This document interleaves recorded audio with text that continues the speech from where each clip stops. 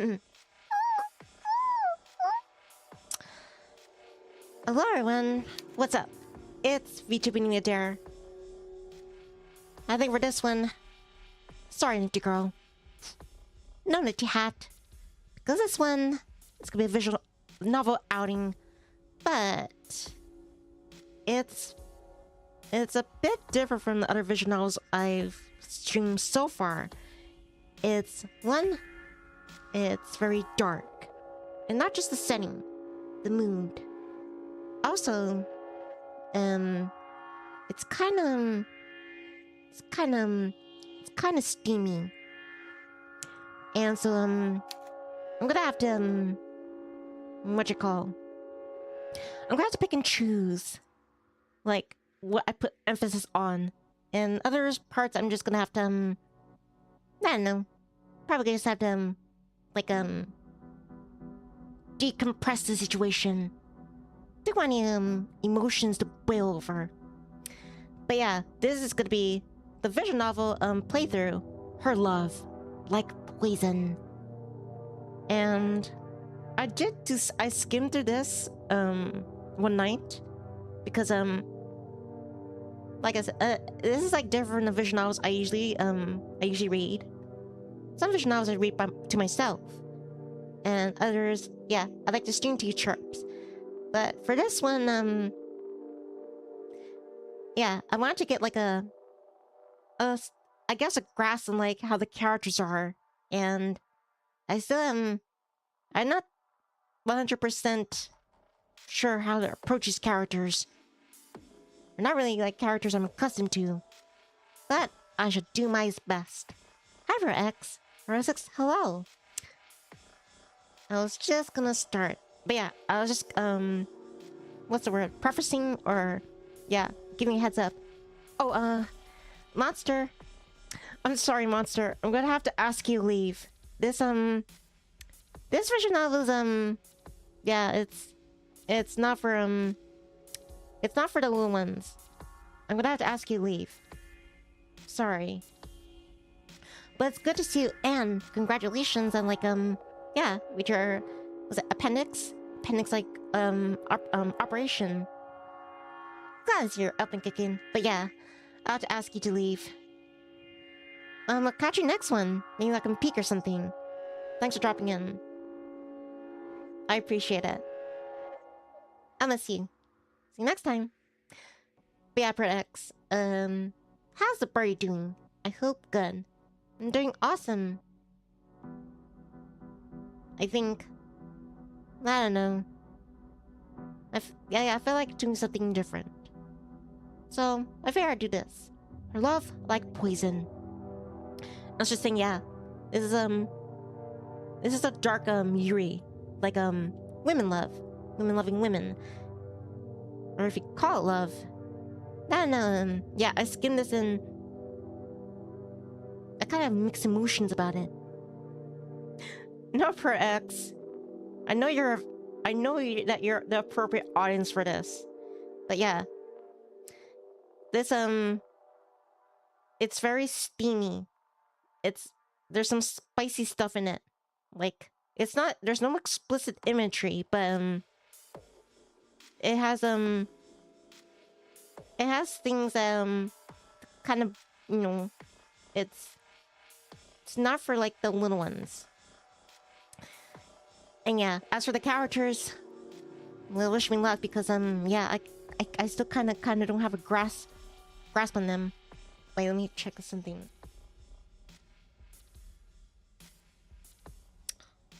Alright, there we go.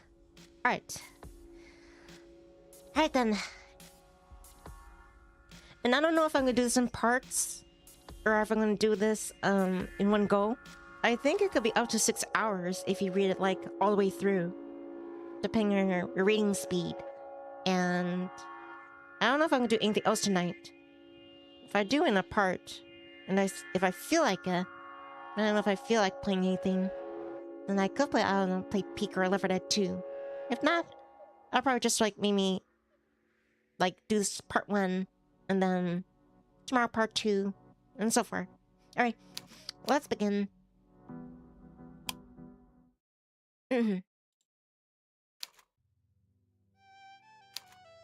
Ethel Briggs was trying to play the second movement of Mozart's violin, Sonata number 21, but she wasn't having much luck.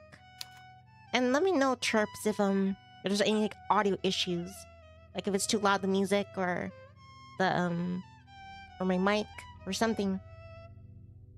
I don't know, because I like to listen to my playthroughs when I do this, and I don't want to find out, like, I don't know, like I'm like blasting over like the game audio. Ethel Briggs was trying to play the second movement of Mozart's violin, Sonata number 21, but she wasn't having much luck. It had been months since she last picked up her violin, and the lack of practice had made her rusty. She had played this particular piece numerous times, not for any competitions. Oh wait, I also forgot to mention, this is really long. Like, lots and lots of, like, I like reading, but I don't know if some people out there might, it's called like a, you know, like a slow burn. So yeah, there might be like large sections where it's like just describing, yeah, particular things. At least it's not like reading the dictionary or something. She had played this particular piece numerous times, not for any competitions. She has been too shy to enter any, despite Miss Mandrill's gentle coaxing, but for her own satisfaction. Mozart's violin Sonata 21 was one of her favorites. Ethel wasn't a huge Mozart aficionado. Wait, I think aficionado. A Mozart fan. She didn't like how upbeat most of his pieces were, how frothy, flippant, and inoffensive. Her accent is all good. I like her voice. On the whole, she thought that Mozart was too cheerful. Ethel much preferred the quiet, understated melancholy of Beethoven, or Chopin's clean, precise compositions. But there was something special about violin Sonata 21. This is one of Mozart's few sonatas in E minor, composed in Paris, shortly after his mother's death. Hi, Ghostwolf. Oh! How are you doing? Hope you had a beautiful and lovely day, or enjoying Pokemon Go. But yeah, I was saying that this visual novel is a bit different from the others I've done before. It's more mature. There's nothing explicitly like in terms of imagery, but yeah, it gets very adult. And it's very long. I don't know if I'm gonna do the whole thing in one go. Well, I hope you enjoyed this, Ghostwolf. The first was oh wait, let me go back. It contains some of the familiar energy, which is so distinctly Mozart, but the second was far more moving. The second movement of Mozart's violin Sonata 21 has a special place in Ethel's heart, mainly because this is one of the first violin pieces she had heard. It was this piece which inspired her to take the violin in the first place. Ethel had wanted to play this melancholy piece with her own two hands, to bring this ethereal, haunting music into the world of her own volition. For many years, Ethel had attended her violin lessons dutifully, and, for a while, she had accomplished her goal. She had performed this piece often enough that her muscle memory could make up for the lack of patience.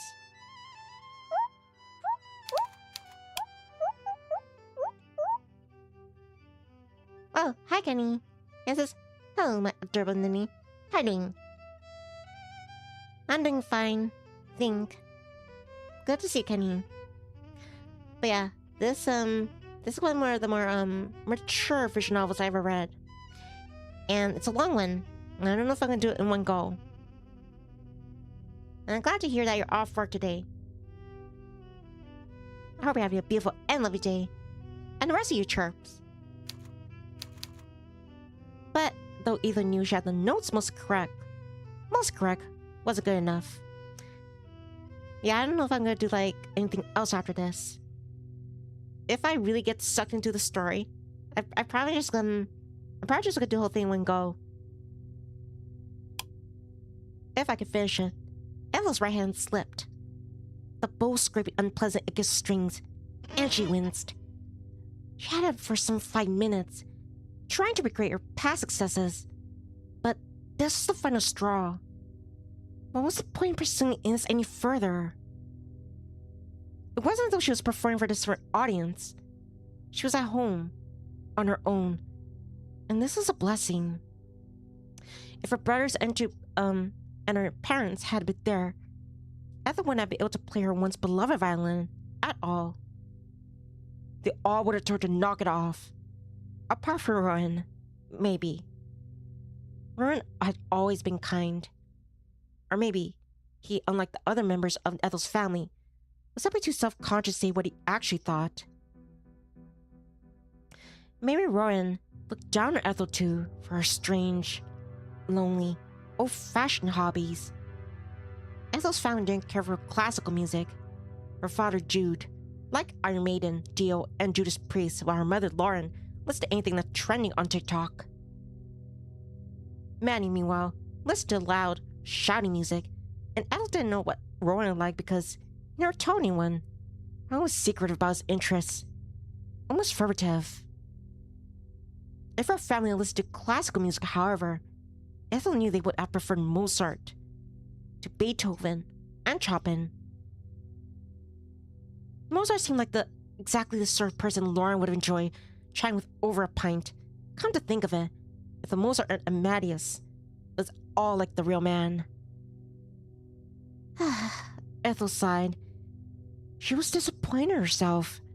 She had been playing the violin for a long time, but her jaw was aching, and her fingers were already beginning to hurt.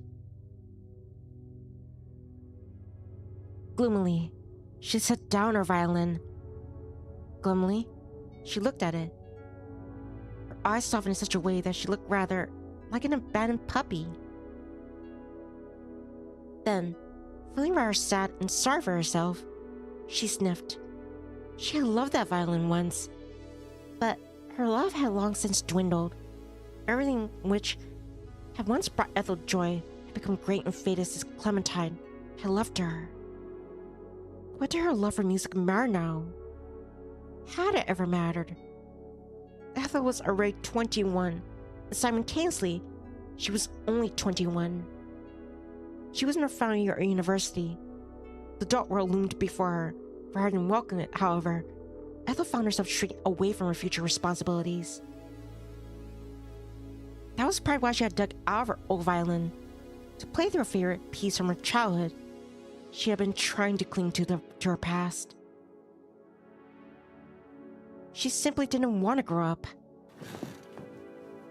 Ethel sat down on her bed, defeated. Though she supposed it wasn't her bed anymore. It hadn't been for almost 3 years. When Ethel was at university in Durham, Manny slept in what had once been her room. When Ethel came back for the holidays, Manny and Rowan were forced to share a room, something they both resented. I know it's a tight squeeze, Judith always said, but try to bear with it. Ethel can't be expected to share with either of you. She's the oldest, and she's a young lady. She needs her space, so don't be so unruly. Don't be so Shirley. Rowan was good-natured enough that he didn't complain about the sleep arrangement too much. Not to Ethel's face, at least. Manny was less so. Manny was only 13, and he hadn't learned how to be tactful yet. Ethel's youngest brother had been in an awful mood on Christmas. A mood which Ethel knew was large because of her unwanted presence. It had been a relief when her family had left the day prior for Luton Airport, the holiday they'd been looking forward to so much. Not that Manny was no longer skulking around, sheer nasty glares whenever their paths crossed. Ethel felt like she could finally breathe. Some small part of Ethel wished that she accompanied her family. She'd never been to Australia before, and she was curious about it, but another part of her thought she made the right move. She didn't want to keep subjecting Manny to her company. She also enjoyed having the house to herself. The meant she could play the violin without having to worry about the sound carrying. And it did carry in her parents' home, since the walls were so thin. Ethel had been looking forward to being on her own, but now that she was on her own, she couldn't even enjoy her newfound freedom. What's wrong with her? Ethel bit inside of her cheek, weighing up her options. If she couldn't play her violin, she could at least give her thesis a go. The due date to hand the damn thing in was approaching. She only had 2 months left to work on it, but she had not written a single line of it yet. She couldn't bring herself to. Like the violin, Ethel had lost all interest in her thesis and her degree. Ethel had used her thesis as an excuse to get out of going on holiday with her parents. She told them she needed to focus on her work, but she'd been doing precious little work all day and wasting an awful lot of time. Ethel glanced at her violin, which lay discarded on her bed. And then she sighed for the umpteenth time that night. How had things come to this? What had happened to make her lose interest in everything she wanted to lie to her, especially her beloved violin? Unwilling girls might have been coerced into playing instruments by their parents, but this had been the case with Ethel. Ethel had been introduced to the world of classical music quite by chance, after discovering an old CD full of stuff in a jumble cell for 15 pence.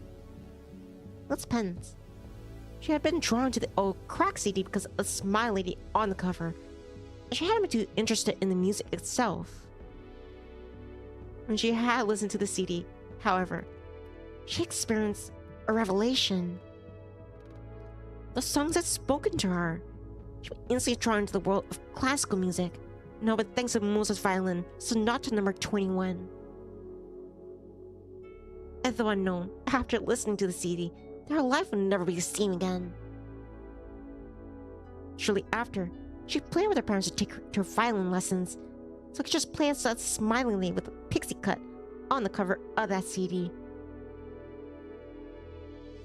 Ethel has long since lost that life-altering CD. She lost many things which were important to her over the years, but she can remember the cover clearly. The woman had been pretty, despite her unconventional haircut, decidedly feminine in her blue wrap dress and her dangly earrings. She had her violin against the nook of her neck, and in her other hand, she had wielded a bow. There had been something commanding about the nameless woman in blue, despite how skinny she had been, how slender her arms and legs. Still young Ethel, she had seemed less like a person and more like a queen of a fairy tale, the garland of flowers on her head only adding to this illusion. Ethel hadn't necessarily wanted to play the violin for the sake of it. She just wanted to look like the nameless lady on the album's cover, a lady who, Ethel now realized, probably hadn't played any of the songs arranged on that CD. The woman on the cover had probably been like a model brought into a studio to pose with a violin that she couldn't play. That, or she had been a stock image lifted from the internet. When Ethel had grown up to realize this, it sullied the mystique of the seminal CD, a little how children felt betrayed after learning that Santa wasn't real. It had been an eye-opening moment, but may have been for the best. This revelation hadn't lessened Ethel's pain, at least, when the CD had gone missing a few years ago. In any case, Ethel's violin lessons had never quite lived up to her expectations.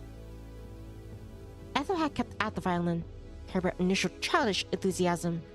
Her enthusiasm had faded when she started secondary school, and she realized she could never be as smiley or happy as the elfin woman on that CD cover. She would never be that pretty either. No amount of playing could bring Ethel close to her idol's image of perfection, something which became all the more apparent when Shania and her gang had started to bully her. Ethel grew so disenchanted with the violin that she gave up the lessons at the start of the year 11. She needed to focus on the GCSEs anyway, and it had helped that she had jammed her fingers during a netball game in PE and hurt for a whole month to hold the ball. Ju had never liked it when she played in the house anyway, especially when there was a big game on. Manny, meanwhile, had always said her scraping sounded unbearable. It's like nails on a chalkboard. Can't you pack it in? Nanny used to say. And in the end, Ethel just did. She packed the violin in, but not for good. She could typically play here and there, and her parents and brothers were out of the house, and there was no way to hear her. Sometimes, Ethel even took joy in her playing, but these moments have been few and far in between. Wait, let me check something.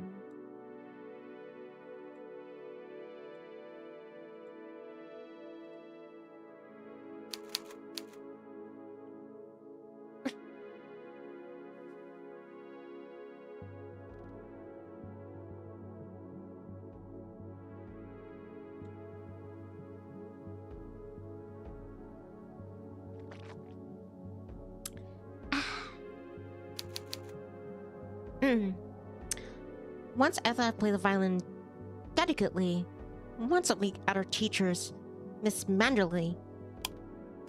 Now, she played once a month, if that, and also furtively, as if it were a shameful secret. Ethel couldn't help but feel embarrassed as she played, as though she were performing an obscene act, even more intimate than masturbation.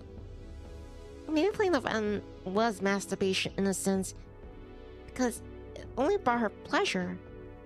Nobody else in her life had cared to listen to her. Nobody. Except dear Miss O'Manderley. She had been encouraging, but what had this brought Ethel? Ethel left her violin on the bed and approached her window, her footsteps muffled like a cat's quiet padding. Once there, she stood at the sill and glanced out at the garden beyond. It was late at night. The digital clock on her bedside said it was already 20:30, and the sky was navy blue. The moon ringed by the wisps of clouds. There was a bit of breeze outside, and the darkest silhouettes of the hedgerows were shaking. Ethel's fingers curled around the windowsill. All of a sudden, being inside, it felt stifling. Ethel was so caught up in her memories, she worried that they would overwhelm her.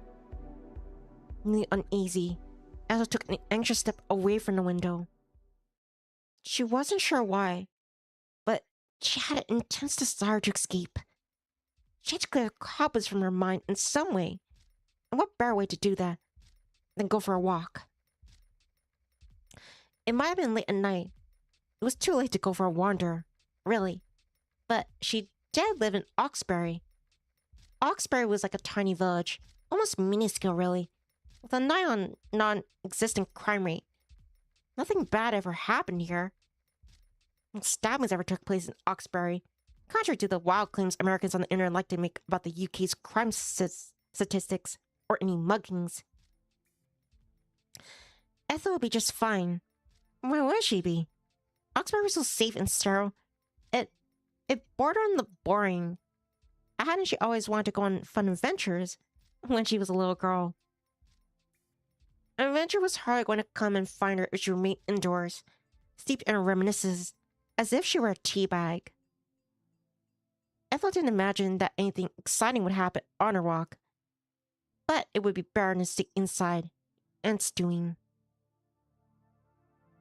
Ethel padded downstairs, her feet sinking against the cushioned landing, then the cushioned steps of the staircase, and paused by the front door. She eyed her old coat, but ultimately left it to be. It was a brown duffel coat, which Ethel had owned since sixth form. The coat had been in active service for 4 long winters, and the passage of time had taken its toll. One of the toggles of the coat was missing. It had snapped clean off. The brown furry fabric was worn and threadbare in places, like beloved teddy which had been cut one too many times. Lauren had tutted when Ethel came home from university clad in a natty coat, and shaking her head. "You're still wearing that old thing?" she asked, her voice incredulous. "I thought you would have bought a new coat by now. You look like you come straight out of a jumble cell." "I do, please." "Now please, shut up." Ethel knew that her mother hadn't meant this as a compliment. Ethel's mother really rarely complimented her appearance, but she had liked it nonetheless.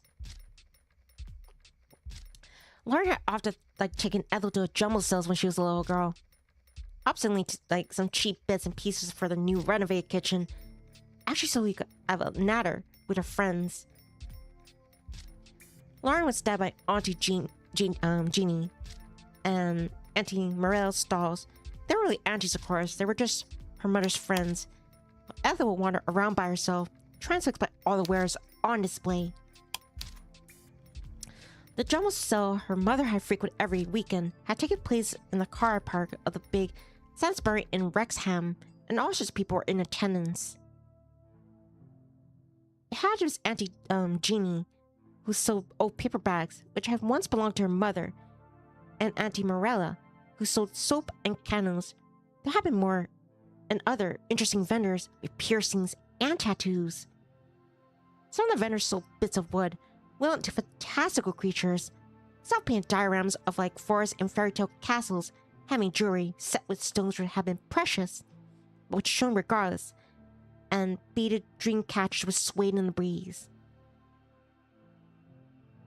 Their wares having Auntie Jean's old paper bags and Auntie Morel's soaps and candles looked very pedestrian indeed. Ethel always loved jumble cells, in part because there's so much stuff to gawp at. They've been so busy, Ethel had been able to melt into crowds, complete anonymous. Ethel had quite liked being told she had come straight from one of the cells, though her mother had been less than impressed. Laura told her that her coat made her look mousy, but that's what Ethel preferred. She had never liked standing out. Maybe that's why she chose to venture outdoors at such late hour. There wouldn't be anyone on the street to spot her. The coat really was too rad to keep wearing, however. Ethel left it to be. Raising her jacket would be enough. Ethel did grab her father's old torch from his toolbox, however, just in case she needed it. She stuffed it inside a canvas bag, which she slung over her shoulder. Then she slipped out onto the street. She shut the front door behind her, and soon she was enveloped by the shadows. She hoped that she'd be able to wander streets uninterrupted. Well now, this is a coincidence. It's been a while, Ethel, isn't it? But her hopes were soon scuppered. There was a man on the other side of the road, a man who looked almost as washed out as Ethel. It was hard to see in the dark, even with the streetlights illuminating the gray, gloomy pavement, but Ethel recognized the man well enough. He must have been in his 50s now, but he had been younger when Ethel had first met him. 31 or 32, she wasn't sure. He had a lined face which spoke of his encroaching age, though it was lined in such a way that traces of the young man he once been could still be seen. His jaw was so firm, his nose aquiline, and his eyes were striking. The man had a full head of hair despite his age. It was more sandy brown than gray, shot through with only a few lighter strands. He wasn't a bad-looking man. He was definitely no monster, but Ethel still shrunk away from him. She knew him, but that did little to endear her to him. This was Mr. Brown, one of Ethel's teachers back in elementary.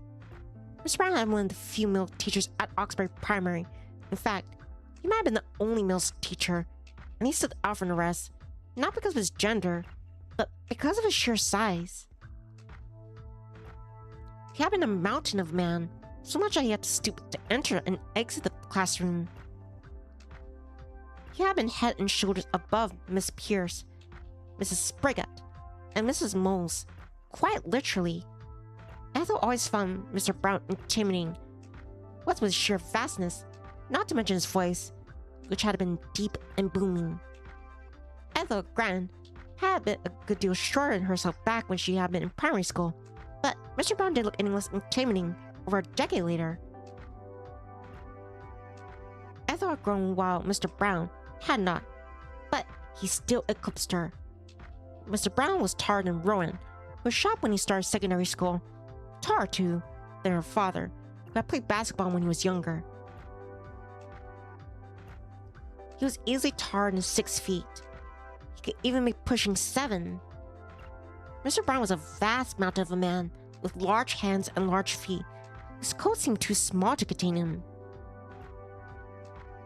Ethel had been afraid of Mr. Brown as a young girl, and had little changed. She was still afraid of him. Ethel shrunk back, shaking. What was Mr. Brown doing outside so very late? It was strange, but... Ah! That explained it. He must have been walking his dog.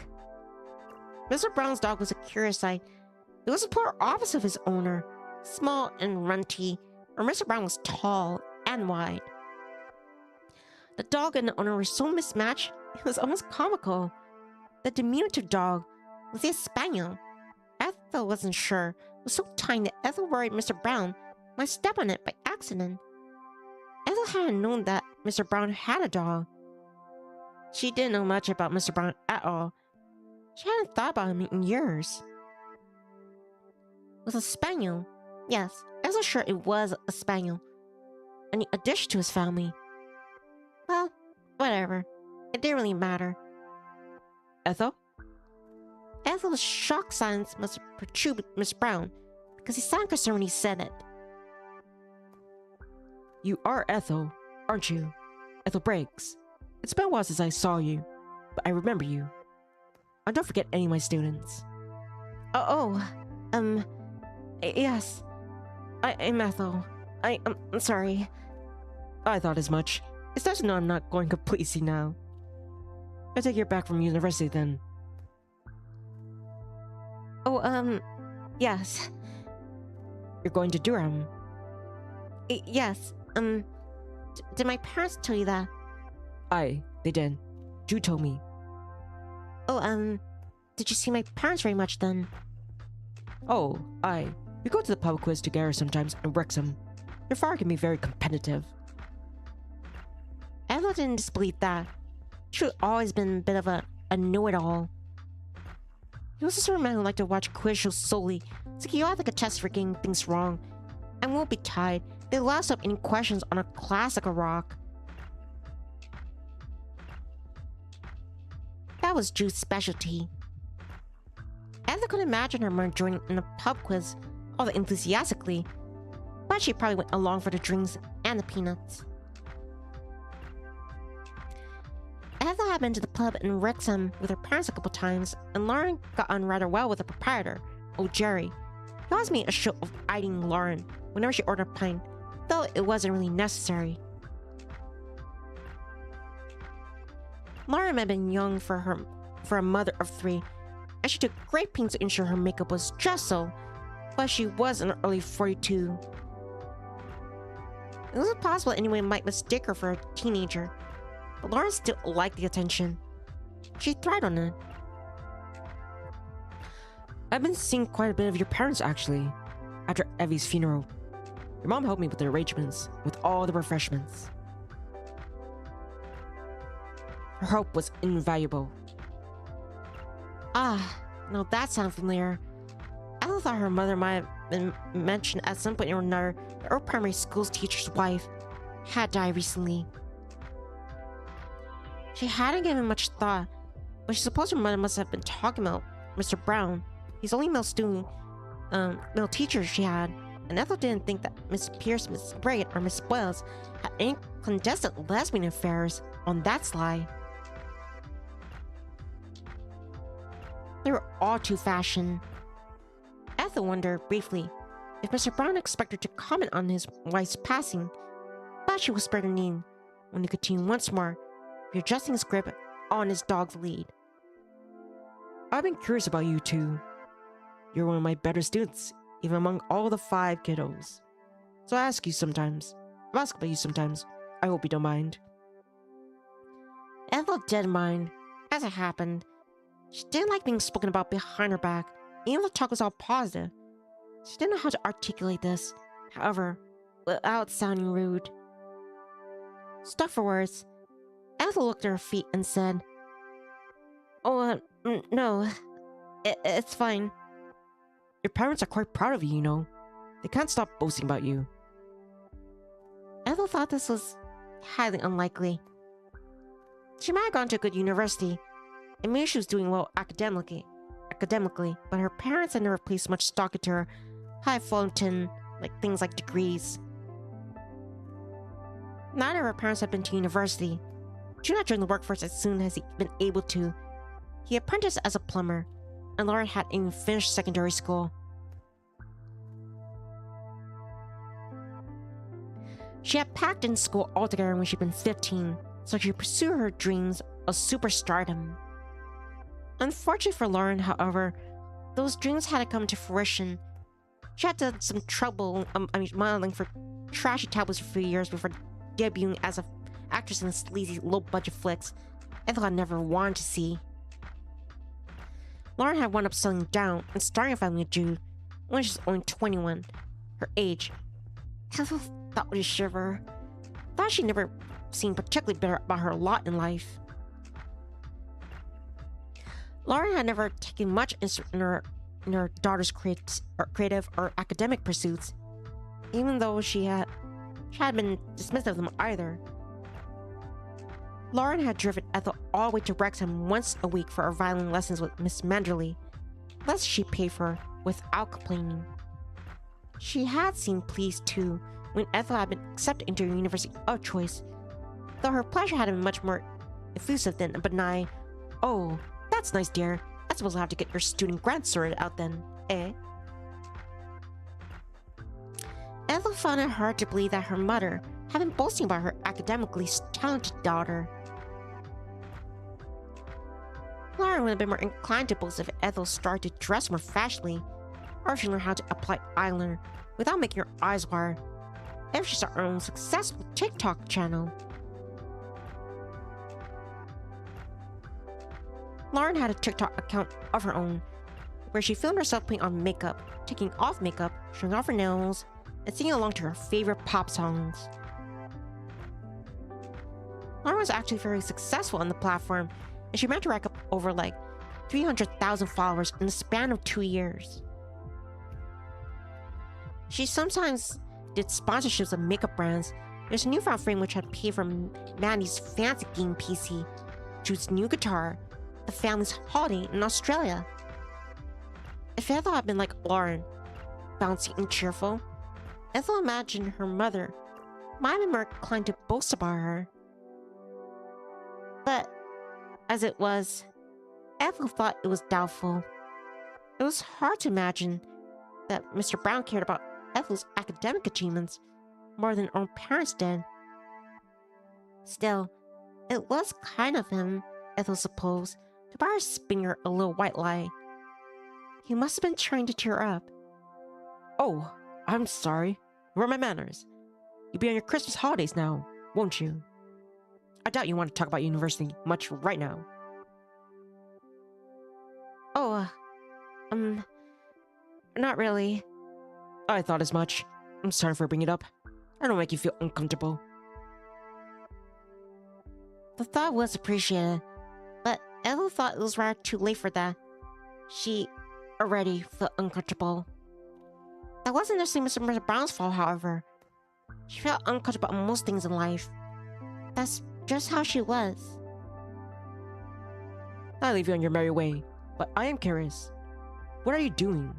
Going for a walk at this hour? It's very dark outside. I think it might start raining soon. Are you sure you'll be alright? Thank you, but I'll be fine. Are you sure? Ethel nodded. I have my phone with me.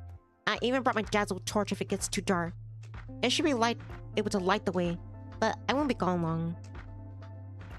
I just want to go, I went to go looking for bats. Bats? Yes, and nightjars. My dad took me out to look for them sometimes when I was little. I know my way around the forest, so it should be fine. If you say so. Mr. Brown did look reassured, but he didn't try to question Ethel further. Lane didn't have time for it. His dog was beginning to tug on his lead, yipping fiercely as he did. Mr. Brown's dog might have been small, he had quite a set of lungs on him, and he clearly wasn't afraid of using them. I wish you could see the dog. That is adorable. Ah, it looks like his lordship is getting hungry. I got him waiting. Now if I don't want him to wake him up half the blasted village. I should be off now. But do take care of yourself. I know you're a great grown lass by now. The woods can be perilous at night, even if you have a torch. You know your way. The woods are a lot bigger than they look. I wouldn't want you getting lost. And you do know what happened to the Nivni girl, don't you? Well, of course Ethel knew what happened to the Nivni girl. Everybody in Oxbury did. It had quite a topic conversation when it happened. Ethel hadn't been living in Oxbury then. She just started university in Durham. And she'd been trying desperately to keep her head above the wire, but Laura had told her all about it. Her mother had called her, breathless, to tell her that a girl had gone missing. And it wouldn't be the first time either. Don't you remember that show, girl? You were still in primary school at the time, but that caused such a stir too. I wonder if the cases are related. Sounds like she's trying to be a detective. Ethel hadn't liked the way her mother had talked about the girl's disappearance as though it was like an amusing piece of gossip. No different from who was like dating on Love Island. She found it rather tasteless. Ethel hadn't known the missing girl. She had not been in local Oxbury, according to the local paper. She'd been staying there for a few days with a couple of relatives, and she didn't remember her first name.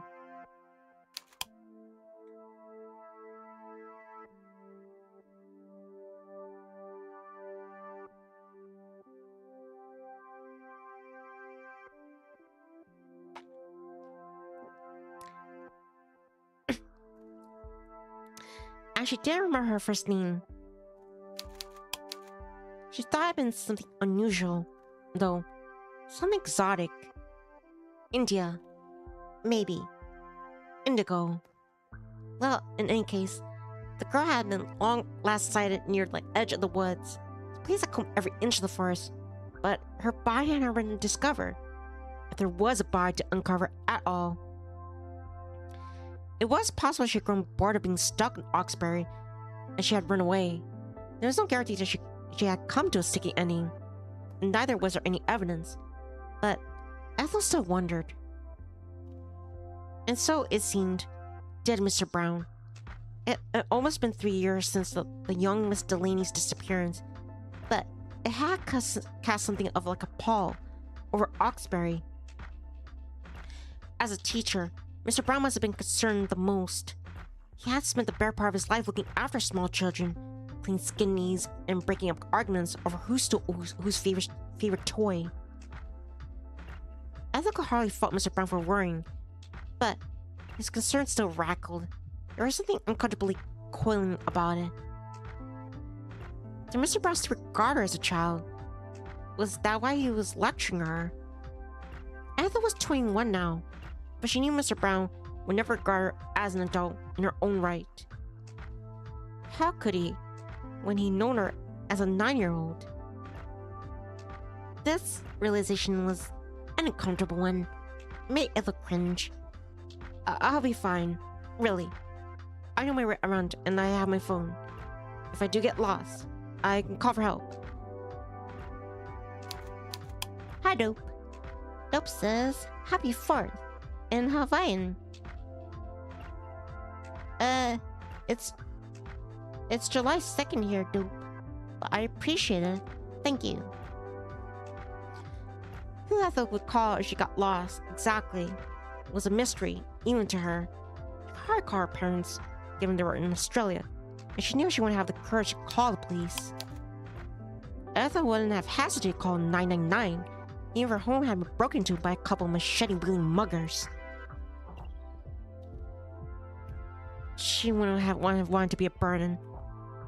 Maybe Mr. Brown realized this. He had known Ethel for several years, but he chose, rather tactfully, not to comment upon it. Instead, he nodded and said, "Very good. Take care then, and make sure you come back before it rains. Aye?" "Thank you.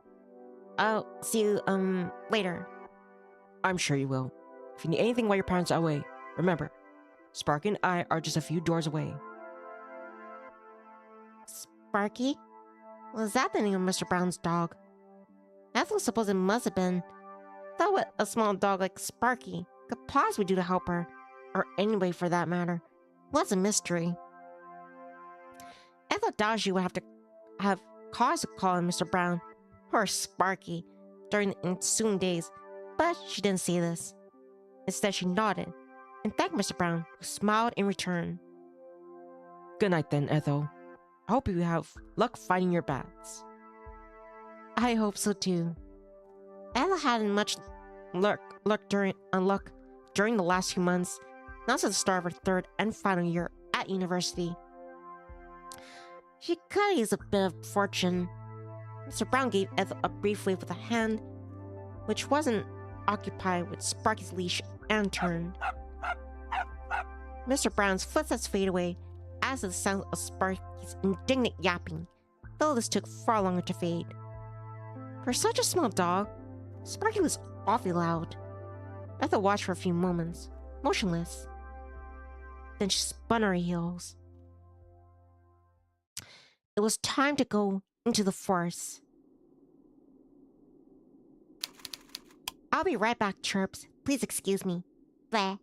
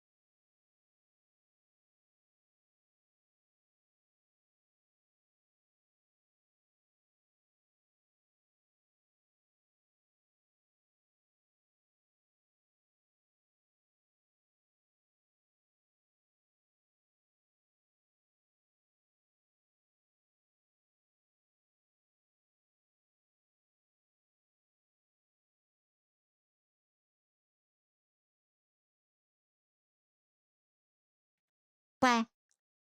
Alright. I'm back. The Yuri chirps. And thank you, Dope. Dope says, you're doing well, with a voice very amazing. Ethel began to walk to the village once more. Wait. Alright. Ethel began to walk to the village once more, picking her way through the latticework of shadows, just slowly lengthening onto the ground. On the ground. Her footfalls were dull on the pavement, a series of mute sounds, which offered little competition and contrasted with the mournful moaning of the wind. It had been breezy when Ethel first stepped outdoors, but the wind was beginning to pick up now. It tugged at her braided hair, and she shivered. Thanks, Dope. She should have expected the poor weather, given it was early January, but she was still surprised by how frigid it was. What was at the temperature? It must have been in the single digits. Ethel looked up at the sky, which above her, dark and mysterious.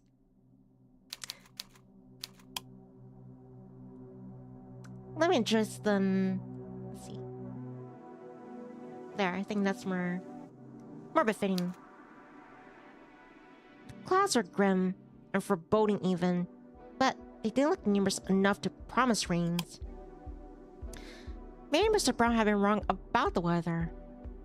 But Mr. Brown was a sensible man, and it seemed unlikely he would make a mistake, even, or perhaps especially, about something as mundane as the weather. Hi there, man. Dennis says, hello, chickenlings. Not chicken. Thanks for the X. Brock says your car seems different. Yeah, it's to match the mood. See? Because it's nighttime. And Dead Man, yeah, this story is it's a dark Yuri vision novel. And in some parts it might get a bit descriptive. Yeah, hold your butt. She wanted to be quick about her walk, and she didn't want to get drenched. She was stepping in the woods. Wait, let me get a quick rundown. So, we're introduced to Ethel. She's a university student, and she's home alone at her family home because her family is vacationing in Australia. And she feels like she needs a break from, like, her thoughts. So she's going out into the woods to, hunt for bats. Yeah, that's the thing. She's gonna hunt for bats. She will step into the woods and make a neat circuit about the trees. Oh yeah, and she also remembers a story that a girl disappeared in the woods like 3 years ago. And she was warned by her neighbor that just be careful out there. Anyway, and thanks, Doop. She would step into the woods and make a neat circuit about the trees. After 15 minutes, she'll head back. Yes, that would be fine. She wouldn't wander too far. What was the point? It wasn't like Oxbury's Forest all that exciting either. It was like in a dreamlike manner that Ethel navigated the streets. As she did, the wind blew. It sounds sad, like a wounded animal. Maybe coming out here was a mistake after all. What was the point coming all the way out here, anyway? Because he wanted bats. There was nothing Ethel really wanted to do in the woods. She was trying away from responsibilities, like she had after Clementine. But Ethel didn't want to think about that. It was with uncertain eyes that Ethel glanced around the dense woodland which surrounded her. In the distance, so far above her head, an owl hooted. The sound split the air quite suddenly, and Ethel jumped. She had expected it. I read like the big portions of the beginning before I skimmed the rest. When I heard that owl, I thought it was like, does anyone remember Filthy Frank? And the pink guy? I imagined the pink guy was like, you know, like he's he's perched in a tree and he has like a flute to his nose. That's my first thought when I heard the owl. I thought it was a pink guy from Filthy Frank.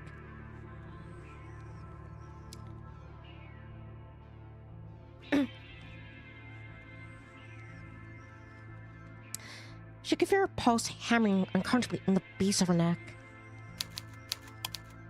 Ethel had been in the forest many, many times before. Sometimes we were parents, and sometimes we were brothers. The more often than not, on her own. But it felt different tonight. I mean, also because of Mr. Brown's warning. That Delaney girl was on Ethel's mind. It felt almost as if she were watching her from the shadows, gazing at Ethel. There's something disconcerting about the woods tonight. Something devouring. It seemed almost inviting to her. Beneath its cordiality, there looked something uncompromising. When Ethel closed her eyes, she thought she could hear strange whispers upon the breeze.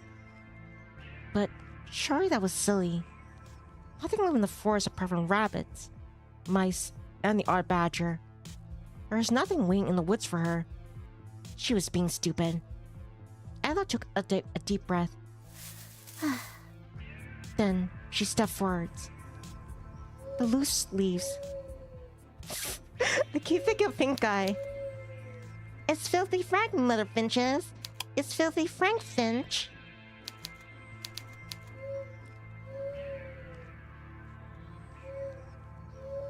Oh, hush you, pink eye. The loose leaves strewn on hard ground crunch beneath your soles. Sorry, it broke the mood. An owl hooted. We'll get used to it too, because yeah, when we get to the steamy parts, yeah, I may have to break it up with silliness.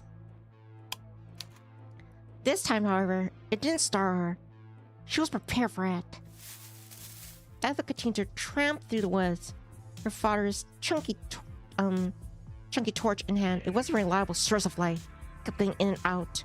At least it had a dual purpose. Just in case anything happens. Wait, let me return. I don't know if the game like crashes or something.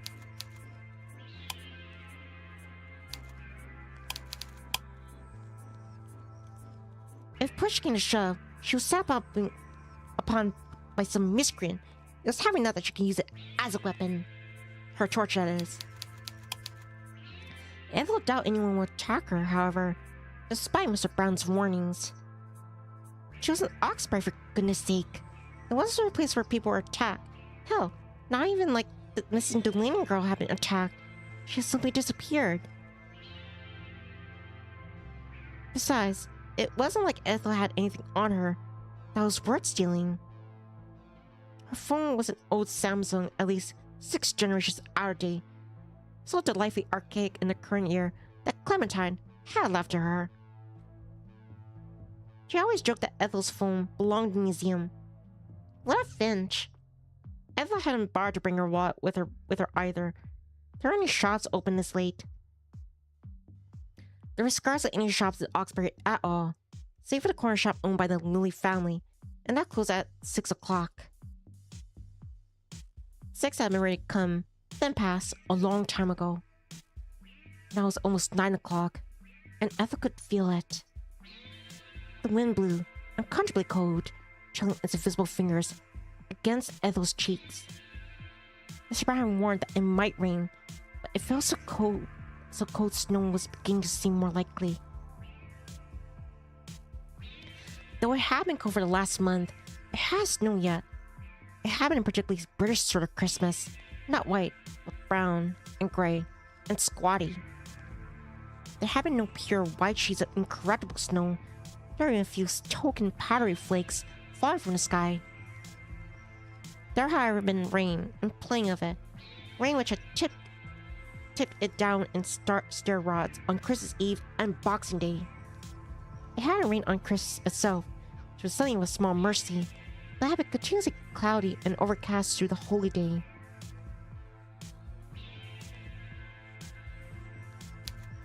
Aw. I'm glad to hear that, dupe.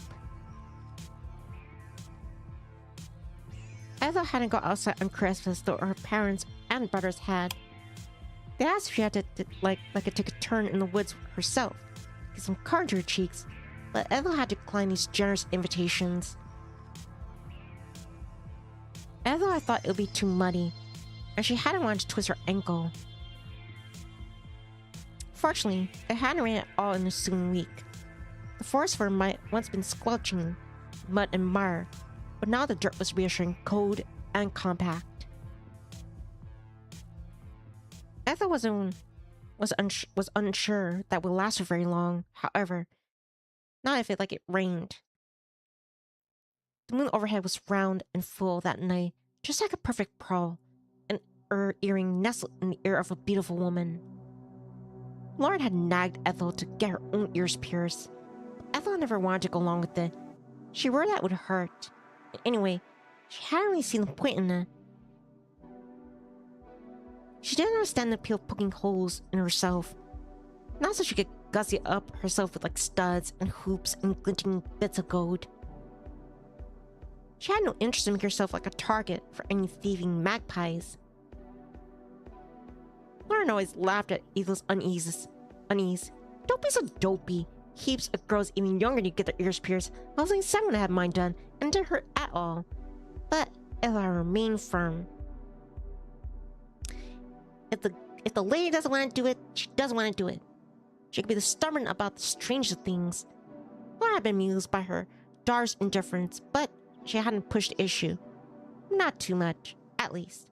Instead, Lauren had shrugged and said, "Oh well, suit yourself. You are being daft though, Effie." That was how most of Ethel's conversation with her mother went.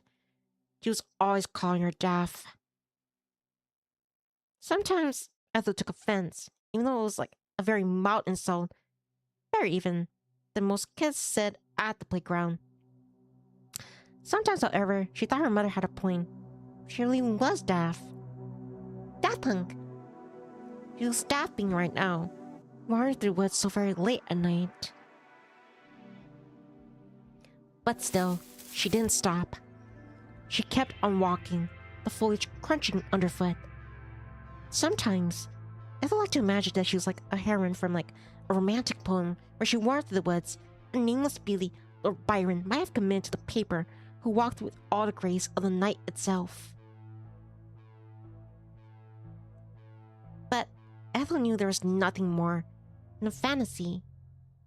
She was all in aspects, hopelessly plain. Maybe that's why Clementine had... No, Ethel wasn't going to think about that. She had to think about her thesis, however. It was weighing on her. Why, she wondered, had she been silly enough to write her thesis on romantic poets when they focused so intensely, obsessively even, on things that were beautiful?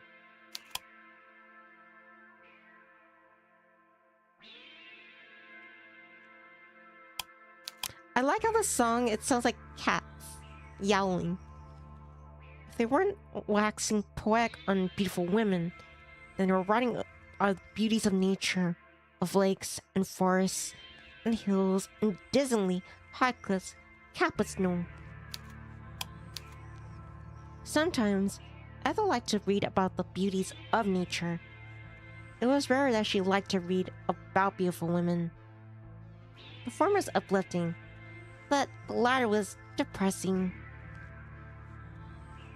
Was that why she was struggling with her thesis so much? Was it the subject matter? Ethel didn't think that she had lost interest in the poetry, but her enthusiasm had definitely dwindled. Being was inevitable when Clementine had been the one to pique her interest in the subject. Clementine had always been passionate about poetry, romantic poetry in particular. Through reading these old poems of Clementine, Ethel had found something in them to appreciate herself that she had never noticed before. But maybe it wasn't the words of these poems she appreciated, but the way they sounded in Clementine's mouth when she spoke them. Had Ethel only pretended to be interested in poetry because she wanted to have more in common with Clementine? In retrospect, that seemed depressingly likely. Ethel hadn't wanted Clementine to like her. She had always been slavish in the way she followed her about, laughing at her jokes a little too loud, affirming that yes, of course, all the essays were wonderfully original. She had even offered to be Clementine's caddy when we went on campus. Ethel had been only too happy to buy Clementine's drinks from the vending machine or snacks from the student shop, whatever she so desired. Ethel had wanted Clementine to like her so badly for such a long time. Then, Clementine had liked her, and it had been wonderful. For over a year, Ethel had been suspended above the clouds. Nothing could hurt her, until it came all crashing down. Had that been inevitable? Maybe she should have expected it. Ethel shuddered. She felt very, very cold, and uncomfortably alongside it. This cold did not abate the further of Ethel walked into the woods, an icy chill cold inside her guts, clenched about her heart like a vice. She could feel it too, upon the crown of her head, trickling down her neck. She could feel... Oh, is that rain? It looked like Mr. Brown had been right. The rain came slowly at first, irregularly, but it didn't take long before the spears of stuff started pelting down. The rain made everything look faint and blurry, as if it was being viewed through a filter. Something in the undergrowth rustled, and Ethel glanced in this direction, the wind whipping her hair about in her face. What was that? Ethel knew the answer to that probably nothing. Or it wasn't nothing. That was just a small, insignificant sort of something.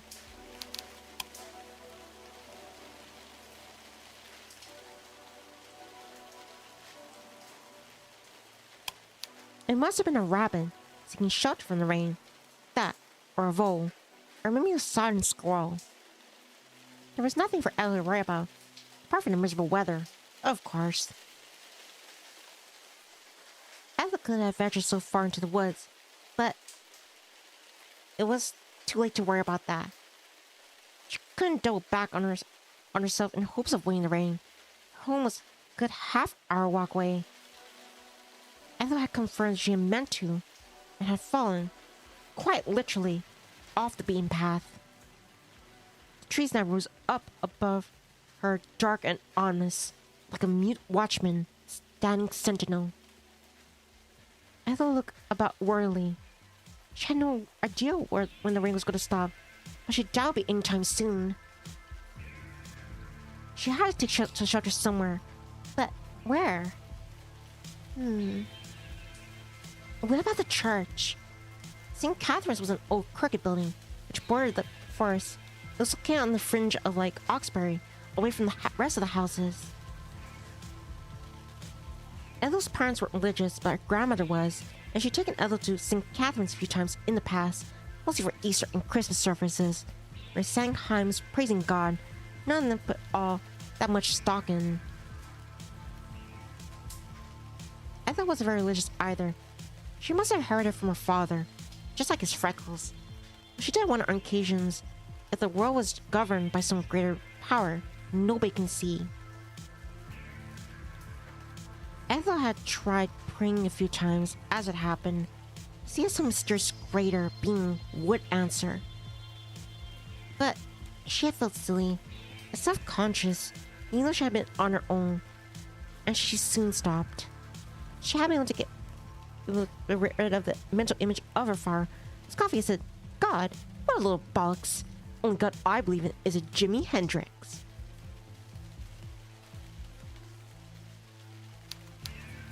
Dope says, I hope this love story more like a horror story, where the moon without no one staying with her, or fire staying with her, before her parents came back from vacation.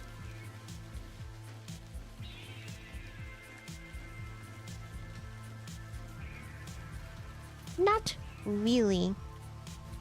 You'll see, Dope. Ethel had been about to pray to Jimi Hendrix, of course, and the mere idea of it had been so silly, it dampened her momentary religious musings.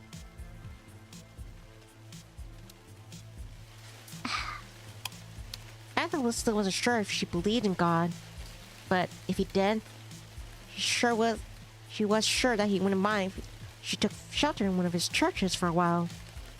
If she could avoid the worst of the rain. Hi, Yuri. Yuri says hello, friends. Where?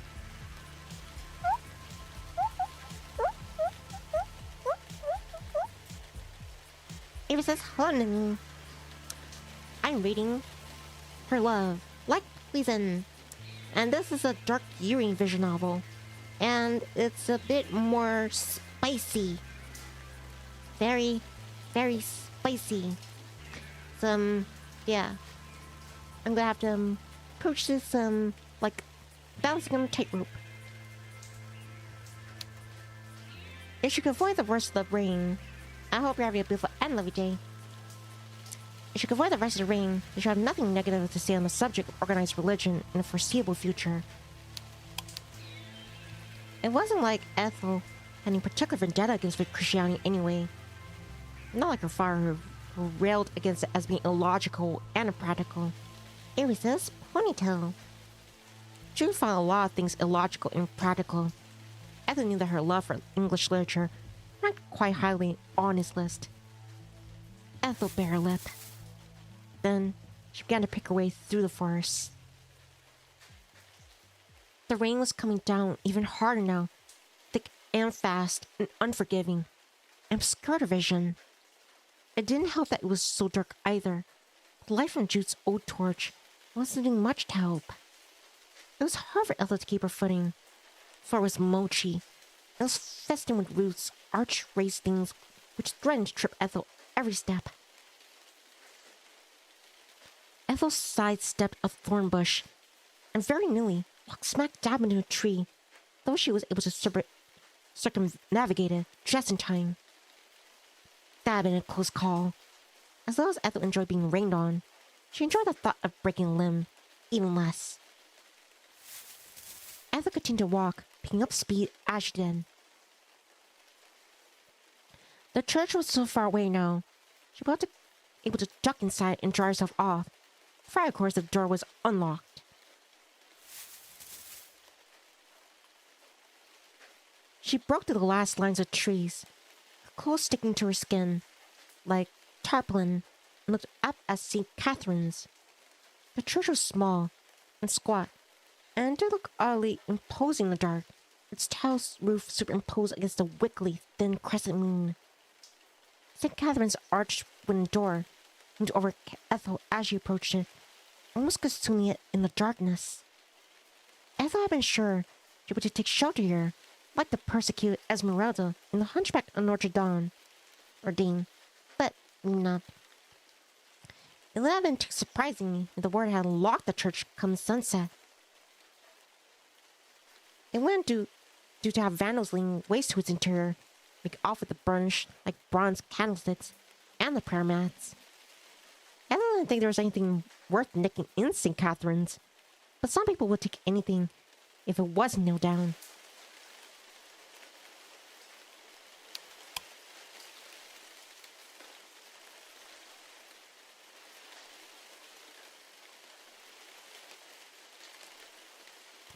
It wasn't like there was anything much to do in Oxbury, other than looking for a potentially decomposing corpse of the presumably dead Delaney girl.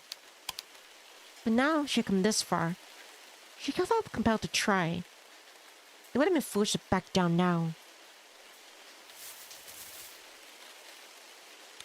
Ethel paused to wipe her brow free of rainwater. Not that much mattered, really, given how fiercely the rain was still pouring down. Then, she reached for the window door of St. Catherine's. She pressed her palm against the door and pushed inwards. She didn't expect the door to give way beneath her touch. She was starting to feel decidedly pessimistic. But Ethel gasped, surprised, as the door cleaved beneath her touch.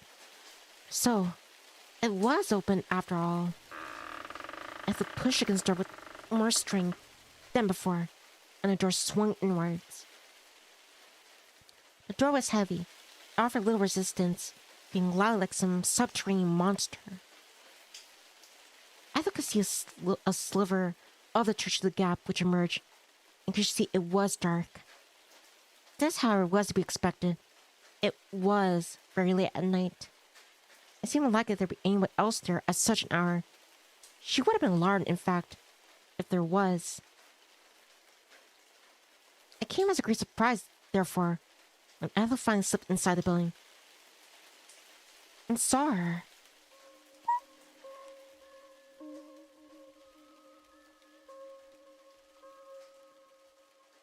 There was a girl standing in the chancel, framed by the stained glass window.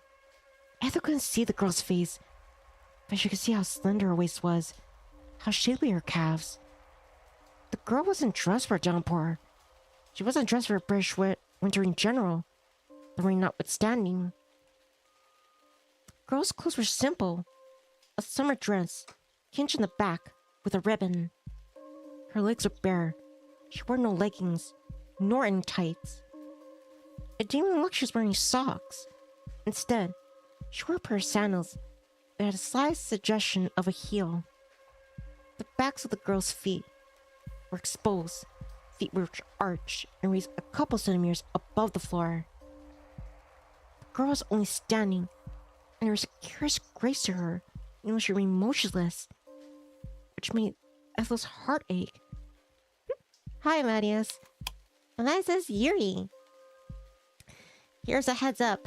With this fiction novel, even though there's no explicit imagery, there are some things that, like, it gets very, too much information. I'm gonna have to pick and choose what I read. I'm glad to see Amadeus. But yeah, basically Ethel, she's a university student. She was left alone at home because her family's like vacation in Australia.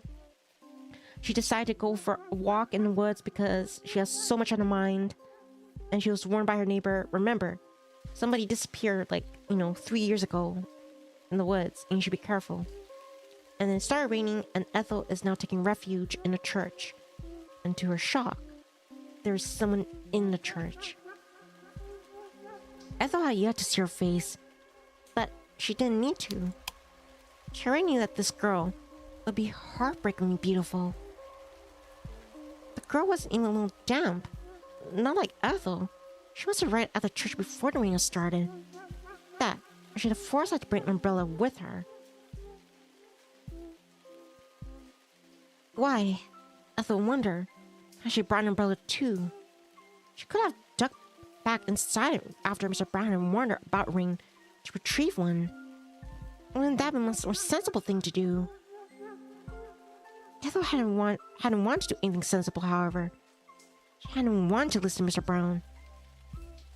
Mr. Brown had been her teacher once, and she wanted to prove to herself she wasn't a child anymore. She no longer had to take his advice.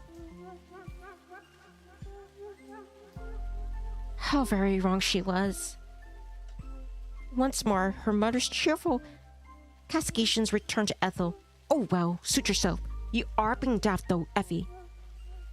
How was all the adults in her life seemed to know better than she did? Nor had never been to university, and never had June, but they were far more sensible. Street smart? Maybe it's because no matter what Ethel liked to tell herself, she wasn't a real adult herself. She was still a child, a little girl playing pretend. But there was a little sense standing there sadly, smelling a petrol, slowly dribbling rainwater all over the uneven stone floor. The girl was not simply standing there. She was singing. Ethel recognized the song, which tumbled from lips, pure and clear as spring water. It was Ave Maria. Ethel stood there, stunned in silence. The more the girl sang, the less of the world seemed to matter.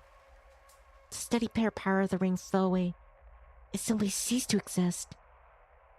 For several moments, it was just Ethel and the girl's lovely lyrical voice. Ethel stood there dumbly, letting the girl's voice wash over her. When, my, what do we have here? Oh, Ethel jumped back as the girl turned about, her bobbed hair fluttering. The girl was standing in such a way The stained glass window at the back of the church framed her face perfectly. The positioning of it was so perfect, in fact, it looked like a shot from the movie. The girl, a trained actress, told precisely where to stand.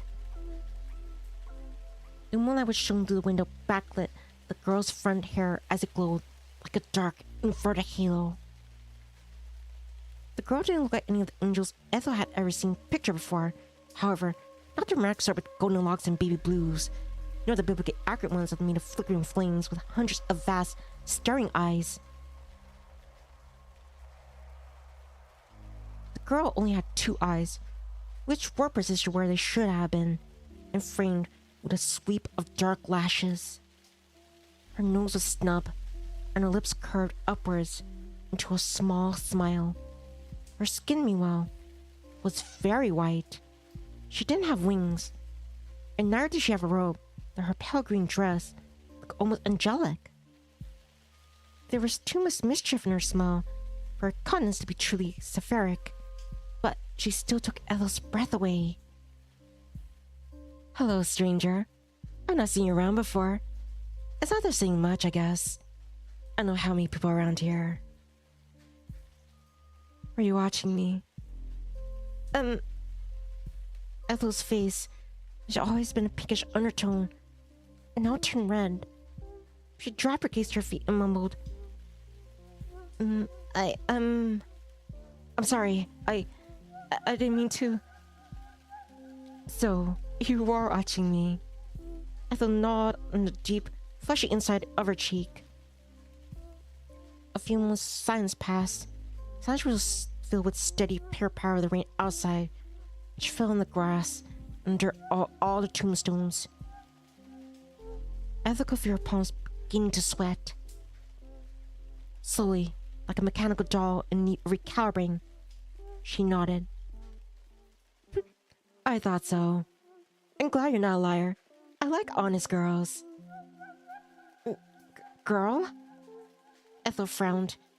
Man had taken great offense about being called a boy the moment he started secondary school.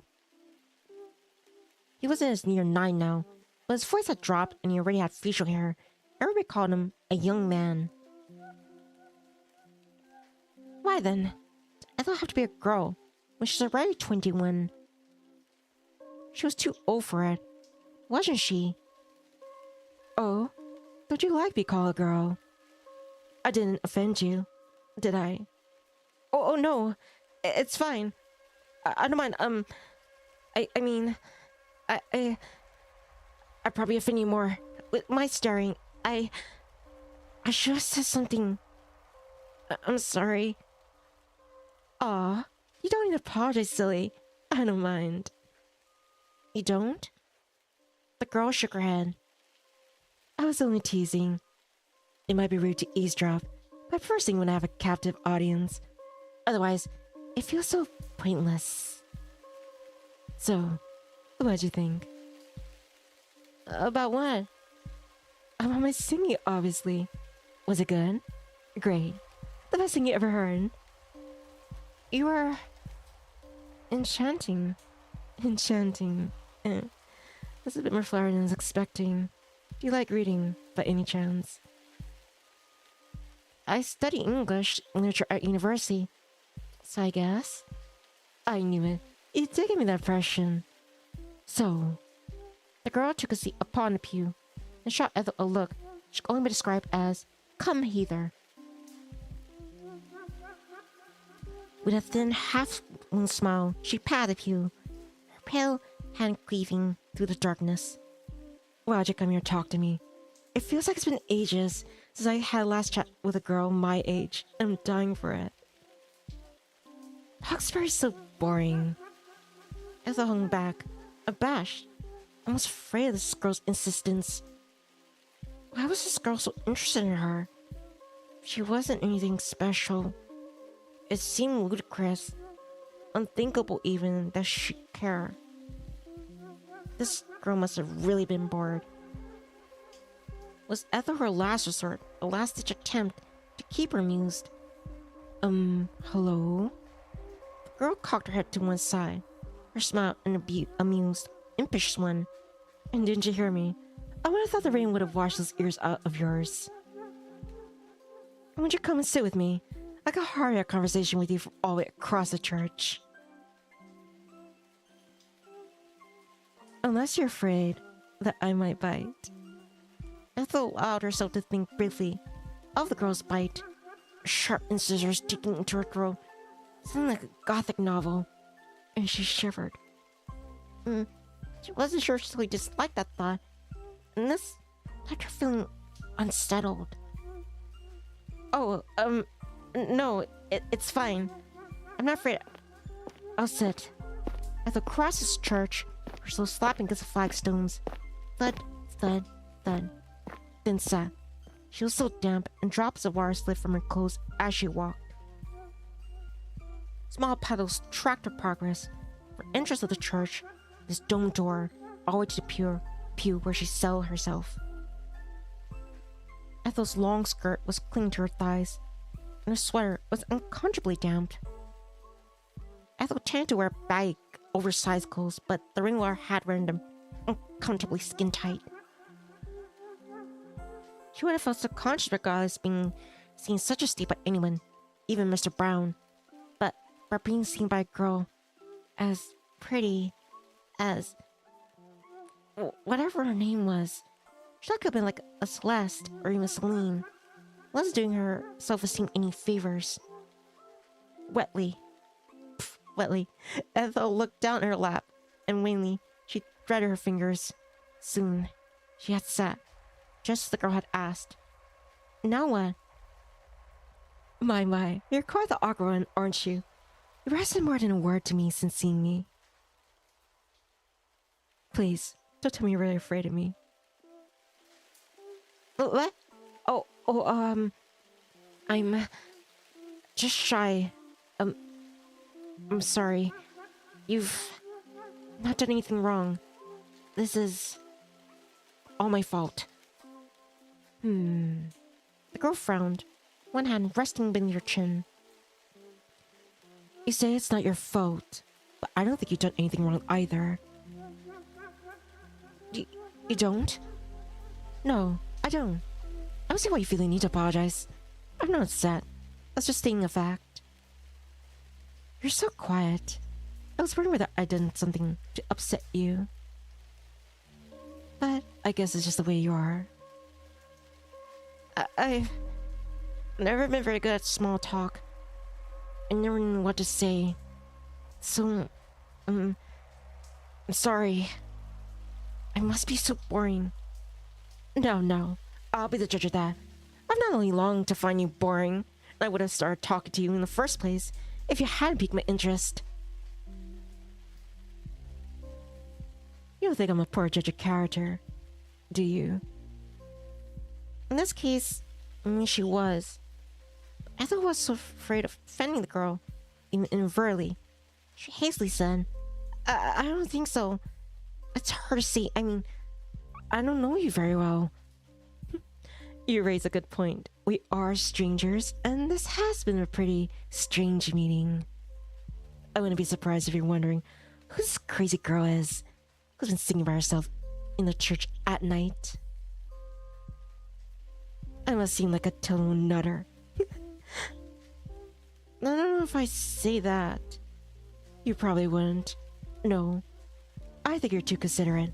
I wouldn't be surprised if that's what you're thinking, though. Well, go on. You can be honest with me. You must think I'm barmy. I don't know if I call you that. This is a bit strange, I suppose. Oh, come on. You're being too generous. I know I'm more than a bit strange.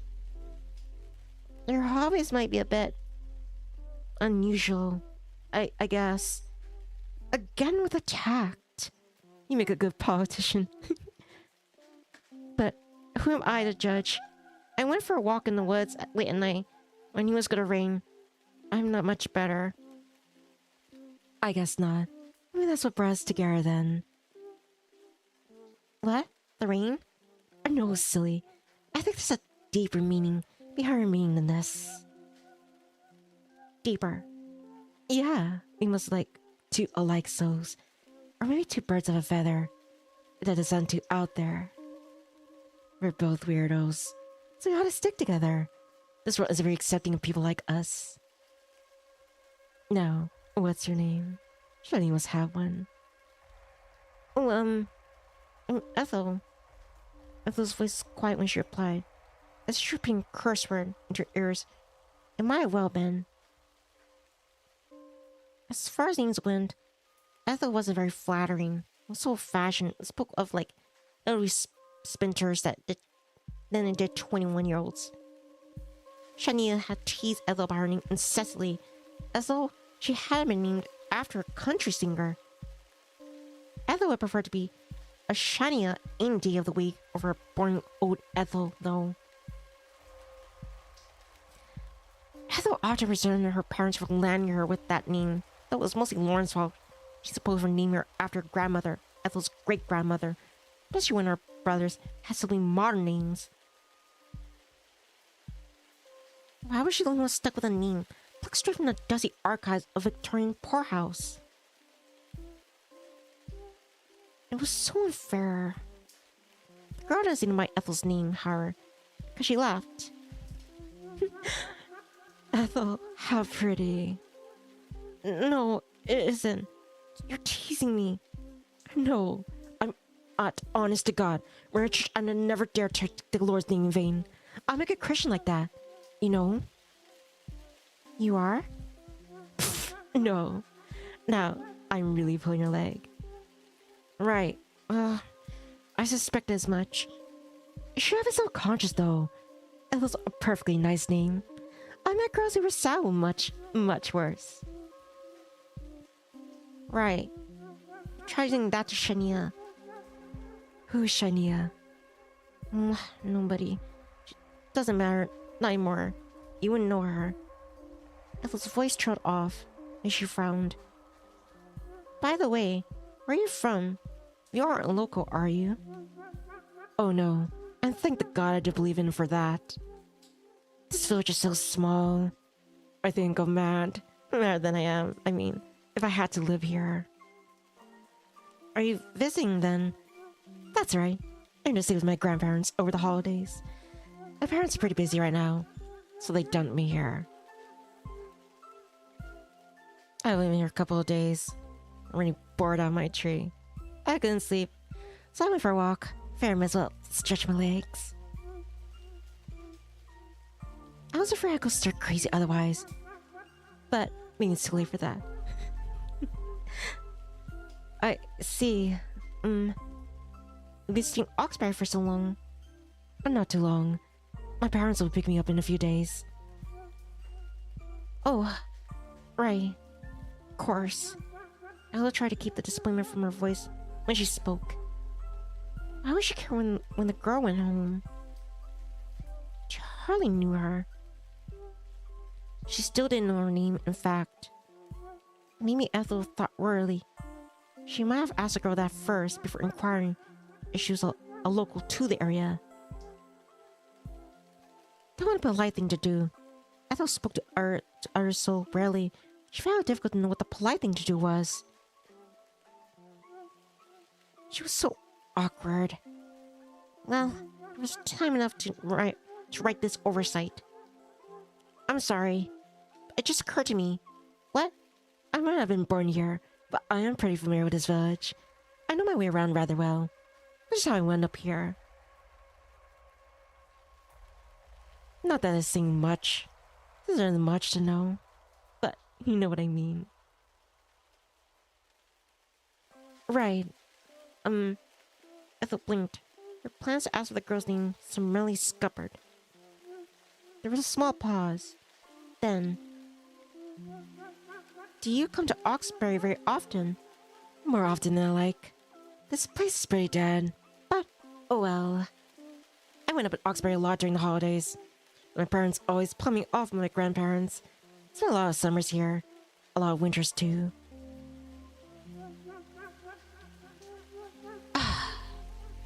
Summers here are depressing enough. And since there's nothing to do, the winters are even worse.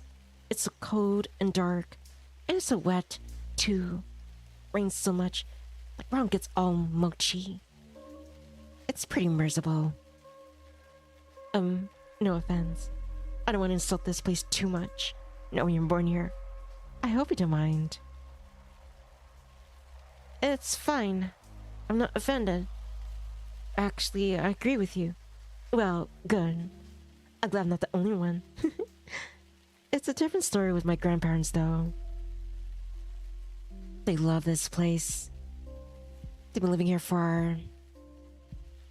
God, I don't know. Their whole long lives. More or less. So they're pretty settled. Then when you're a bad word against Oxbury, they're so obsessed. They were owed, you know, when I was a kid. But they're even older now, if you can credit that. I think that's why they like Oxbury. It doesn't change. Just like them. It's completely static. Ethel frowned, lost in contemplation. The girl's voice is light, but there's something sad about her words. Something which twisted Ethel's inside. When people reached her twilight years, typically when they passed into her 80s, it was impossible to discern their age from their appearance.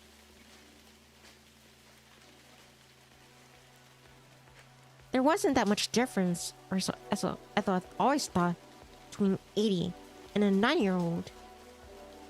Old age had an anonymous factor. Anonymizing factor is strictly individual people are indistinguishable from one another. As far as Ethel was concerned, old people were all white-haired and grimy-eyed, their faces scarred with wrinkles. Their fingers were choppy, their hands shook, and they complained of a myriad of problems. Bad backs, bad eyes, bad hearts. Ethel didn't like the body she inhabited at the present. She had teased over her appearance one too many times, but she liked the thought of getting older even less. She didn't think she ever wanted to be 50, much less 80 or 90. She liked life too little to try and cling to it for all that long. What was the point? My parents have been my grandparents looked after me since I was a kid, but I don't think they've been cut out for the job. They could never keep up with me.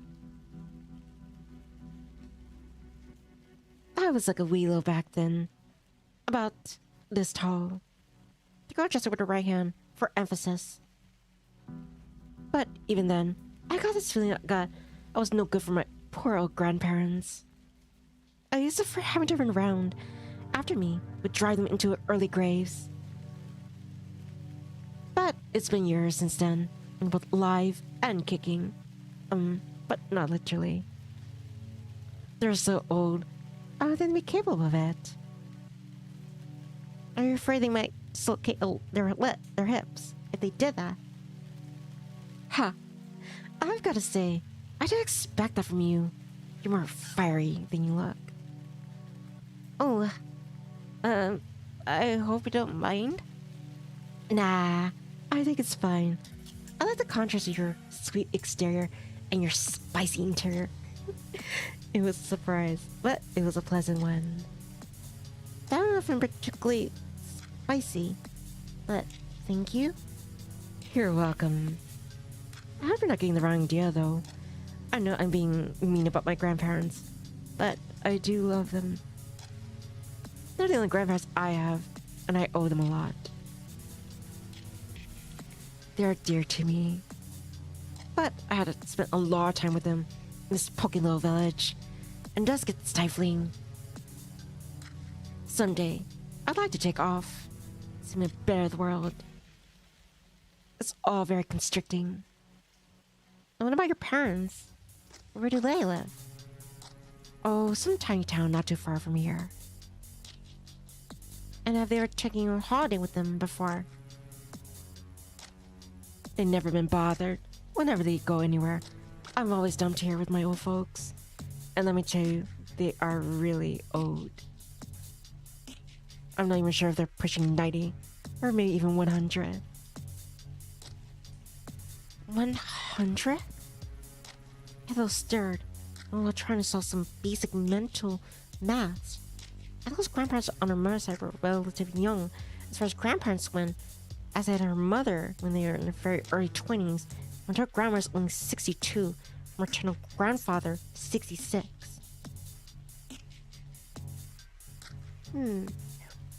Parental grandparents were a bit older. They were both in their mid-70s. They weren't pushing their age just yet.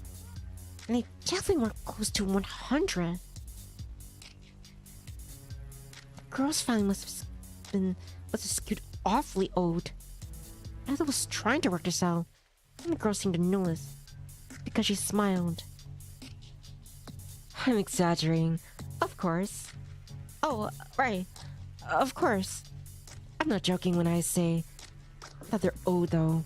I don't like being with them in their rank, smelly house, which is all brown and green and damp. The walls have rot and smells all year round, so the window panes are all wall locked. It's awful. I wouldn't stay here for long if I had a choice. I don't really have any friends. My family's pretty small, so... The girl shrugged. I guess it'd be worse. I don't like how to spend all my holidays out here in this dump. I wish my parents would think about me a little more, but that's never gonna happen. They've always been so selfish. The girl sighed. She sounded bitter, unexpectedly so given how lightly she'd spoken before. There was always a degree of resentment somewhere beneath her seemingly irreverent surface, which didn't seem to bury all that deeply. Well, if she had an inner demon, she wouldn't be the only one. She was only human.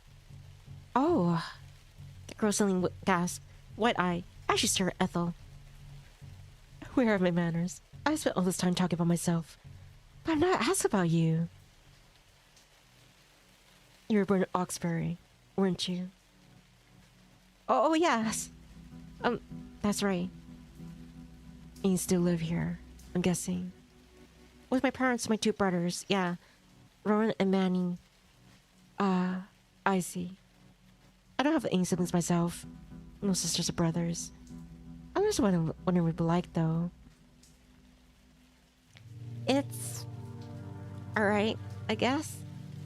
You don't sound too sure. Well, it's hard for me to say what it's like. I had births most of my life. Rowan was born when I was 4, and Manny when I was 7, so I can't really remember what life was like before they arrived. I see. That sounds kind of nice. If I had something or two to keep me company, maybe spending all this time with my grandparents wouldn't have been so bad. But who knows? Maybe they just annoy me. I don't know if I'd like to share my stuff with them either. I can be pretty selfish. The girl's eyes glinted when she said that, with a spark of mischief, which made Ethel's skin prickle. There was something a little unsettling about the way she looked at Ethel. Her eyes were intense, as though she meant to devour Ethel from tip to toe. But surely that was nothing more than a fancy.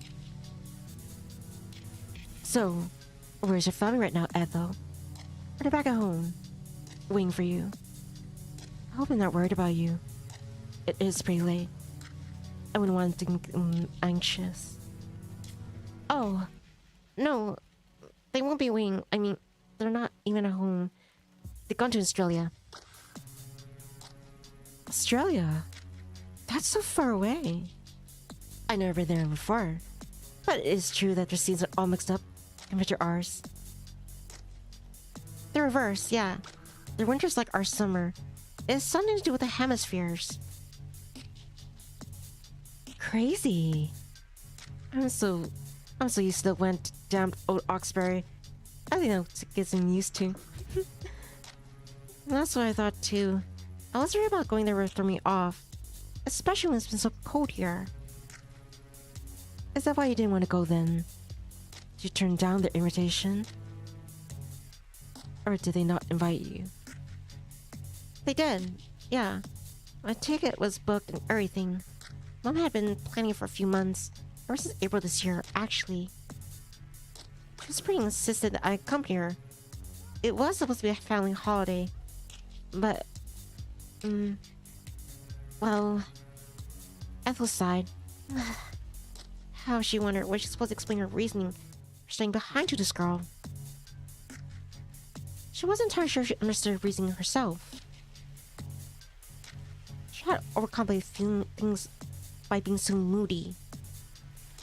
But wasn't that what she always did? She was for making things more difficult. Not that she wanted to. It just seemed to happen. Hey, Ethel, you didn't have an argument with your family, did you? Oh, no. It's not like that. We're fine, really. Everything's fine. Then why didn't you go? I'd leave England at a drop of a hat, if I could. It's so wet and cold and... I can't stand here. It's so gloomy. Australia sounds fun. It does sound nicer, but... But... I go should look closer to Ethel. So much. Your thighs brushed. Don't you like being with your family? Don't you get on with them? It's not that I don't get on with my parents. They're nice enough, I think. My mom nags me about my clothes and my hair sometimes, and my dad can be a bit insensitive, maybe. Ethel thought back on numerous occasions she tried to practice her violin at home. Occasions had been slightly determined by her dad, tearing up a cork in it, because he was trying to watch telly.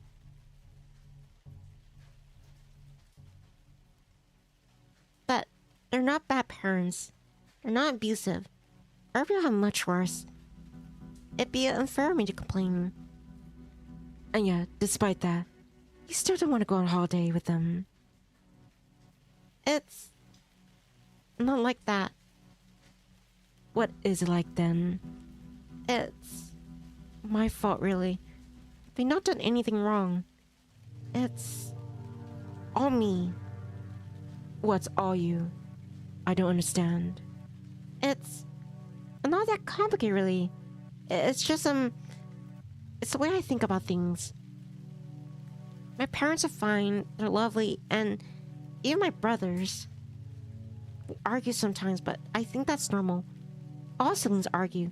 Clementine always picked fights with her sisters, too. Clementine? My girlfriend, I think I was about to say. That would have been a lie. Clementine wasn't her friend anymore. I mean, her girlfriend anymore. They spoke a little after the breakup. Ethel was uncertain whether she was even her friend. What was Clementine to her now? She anything to her now? She's just a person I know from university. We talked a bit. A friend then. We were friends. I don't know about now. Not that it matters. None of it really does. What doesn't matter? My feelings, maybe. I've been a bit down, I guess. I couldn't tell. It's all very silly. It's mostly self-inflicted anyway. I just get like this in the strange moods I meet. That's what my mom says. She thinks I should fuck my ideas up. Maybe she's right. It's not like I want to feel sad. Of course you don't. I don't think anyone does. But sometimes... No, most of the time, actually, I feel like a burden. I just bar my parents and my brothers. Well, Clementine, too. That's why I didn't want to go on holiday with them. They insisted, but... I don't know. They said the holiday wouldn't be the same without me. Which is probably right, but I think they'd be better for it. I've been so gloomy. I don't think they want to put up with me. My parents are planning the holiday for ages. They're looking forward to it. That's why I didn't want to come along. I know I'm not in the right mood to enjoy it. I make everyone unhappy. And then I spoil everything. I think... Ethel's fingers on your lap turned on themselves, her nails, which were short and serrated. She hadn't been biting them lately. It was a habit she tried for years to kick, digging into her palms. Her shoulders shook. Then very quietly she said, Mm, I think they'd be happier without me. Clementine certainly had been. Was it that her family wouldn't share her opinion? I'm sorry. I should have said all of that. I was being silly, really. I know family does... My family does care. Obviously they do. It's just sometimes... Shh. Ethel started. Surprise. The girl was seeming closer than before. Her fingers twined together and her eyes round. Almost owl-like in their concern. Ethel stammered, stunned by the sudden, unexpected closeness. Stunned too by the sensation of the girl's skin upon her own. Her hand was icy cold. It's alright. You don't need to try to explain it yourself. Not to me. I understand how you feel. I understand only too well. You do? A little. You're the only person who's been feeling lonely. But I wish you wouldn't be so hard on yourself. Don't say that nobody cares. I know I shouldn't. It's childish to think that way. Of course my parents care, but they don't make you feel like they do. Ethel looked into the girl's eyes, held captive by the intensity of her gaze. For a few moments, she could do nothing except sit there. She swallowed, teasing sawdust in her throat, and dead, empty air. Then, like an aged automaton that was in dire need of oiling, she shook her head. Oh, you dear, poor dear. It sounds like life has been very hard for you. But try not to worry. I know how it feels being unwanted. It's awful. And it feels so unjustified in your case, too. After all, the girl reached out. What? She cupped Ethel's cheek with her fingers, her palms icy against Ethel's warm skin, and said, "You're so nice." Do you really think so? I think you must be. Otherwise, you wouldn't listen to me so patiently when I was complaining about my grandparents. You're a sweetheart. And no matter how other people make me feel, I'm happy to spend time with you. Mia has been really refreshing, actually. It's almost enough to make me think this was fated. Fated? That's right. I think you were sent here for a reason. You can laugh if you want. I'm a pretty superstitious person. It comes from spending so much time with my grandmother. She puts a lot of stock in this sort of thing. Tea leaves, the limitless planets, and the star signs. And I don't think her made happy for no reason. It must have been ordained by... I don't know. Fate, destiny, karma, kismet. Call it what you will. Maybe it doesn't matter. Yeah, I've let too many grandma's silly stories get to me. The girl leaned in even more closely, as such thing was possible. Then, she quietly said, "But there must be a great reason behind what our paths crossed tonight. I'm sure of it. I've been so lonely here these last few days, with nobody my age to talk to." The girl's eyes continued to bore into Ethel's large, dark eyes lined with long, dark lashes. They seemed pregnant all of a sudden with meaning. "But now I have you." "You have me?" "Yes, I have you. You're mine now, and I'm yours. I could be a strange thing, girl. It takes refuge in the church at night to recite hymns. Give me my wet, windswept stranger coming from the code. I'll wait for you tomorrow night too in this church, having our wonderful tryst inside this crooked old building. How does that sound? Don't you think it's romantic? It's just like something from a fairy tale." I never thought of this. The girl's icy fingers, already so cold, upon her own. As she did, she felt herself blush. It wasn't a very pretty blush, of course. Ethel wasn't very pretty in general. Blushes, when they came, were uncomfortably intense, rather than blotchy, and not dissimilar from acne. She wasn't attractive, Ethel knew she wasn't attractive, but she wondered in the quiet, understanding moment in the church whether she was pretty to that dark-haired girl. Cupped her cheeks. If this is a fairy tale, then will this be a happy ending? Well now, that depends. And what? When you come back, of course. I'll be waiting here, so don't be a stranger. Stopping by. If you don't, I think we'll both regret it. I mean, Impishly, the girl smiled. then I won't be able to do this. The girl dipped her head before Ethel could see anything. Before she knew what was happening, Ethel soon felt something soft against her lips, and she gasped. She hardly believed it, but the girl was kissing her. The kiss lasted for a few seconds. It was more faith than brushing the lips. It was enough to make Ethel's heart stammer. She knew, as the girl kissed her, her palms still pressed against her cheeks, that this signaled change. Though what sort of change it was exactly remained a mystery.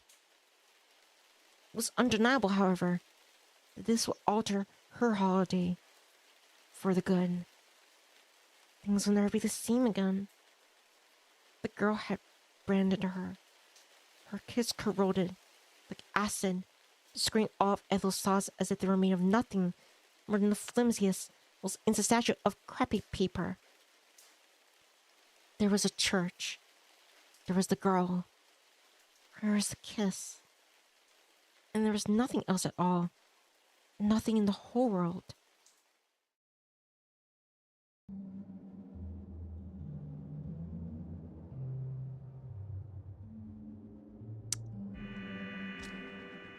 Ethel Briggs has been feeling restless recently.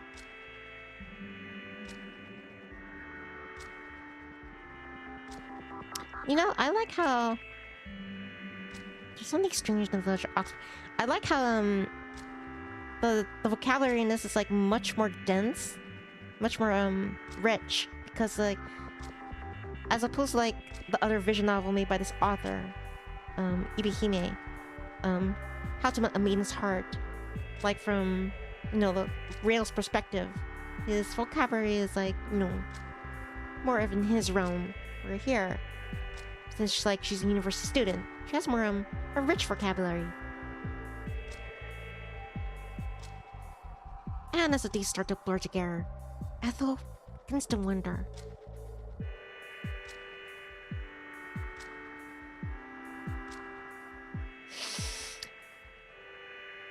It'd be so bad to Given.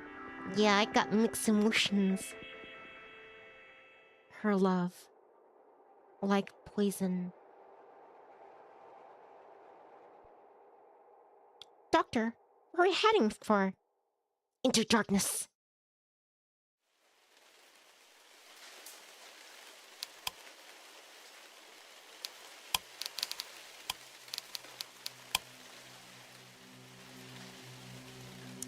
I'll be right back, Chirps. Please excuse me. Where?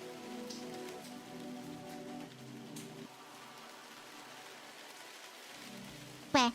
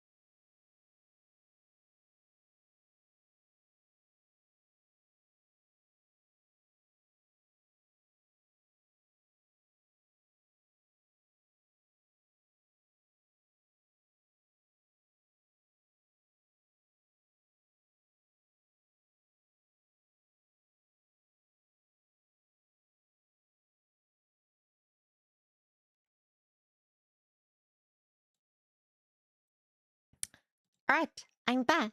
The rain chirps.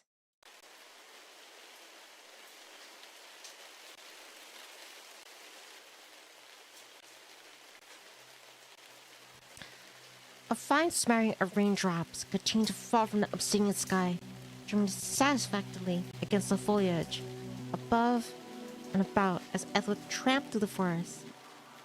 Thanks for X. Rex says welcome back.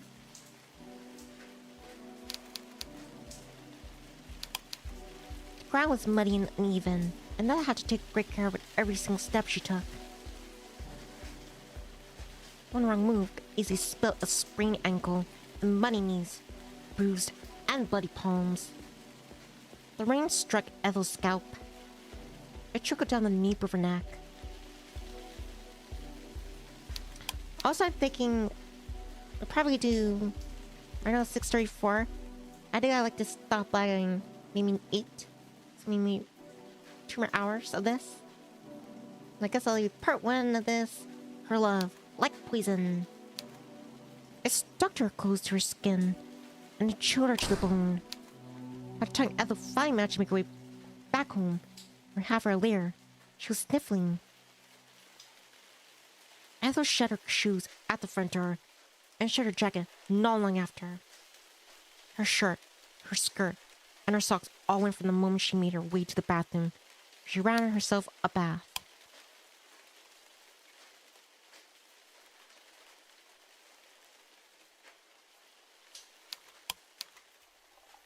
Then, she sunk into the tub, sighing relief as she submerged herself within the awaiting water. If there was a positive being caught in the rain, so I'd take a nice warm bath, always felt better and chilled right down to the bone marrow. Ethel could feel the bath water restoring her life anew to her icy body. It was refreshing, rejuvenating even, as she sighed in dazed relief from it. Ethel almost believed, as she curled herself inside the tub, that she was being reborn. The water was restorative. It would help her shed her old skin, butterfly-like, so she could emerge in the bath as a brand new girl, a more confident, conventionally pretty girl with smooth skin, which had not known a spot in her, which wasn't quite so prone to tangling. Her old skin, her old shell, would lie like a deflated balloon in the bottom of the bathtub, gray and bloated, and swollen from the soapy water. Ethel would deride it. Then she would discard it. God, Ethel wished she could step out of her own skin, if only for a brief, glorious moment. But when she finally pulled the plug and stepped out of the tub, the rest of her body came with her, every last fold and every square centimeter of skin. Well, so much for that. Ethel toweled her hair dry, putting it away from reflection as she did, and put on her pajamas.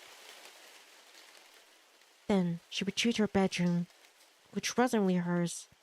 Not anymore. It was Manny's. He had made this room in his image, and if the image didn't like much what she saw, this room was obviously meant for a teenage boy, so she felt like an interloper. Might not have been there to chase her out of the room, but his disdain lingered. She didn't belong there.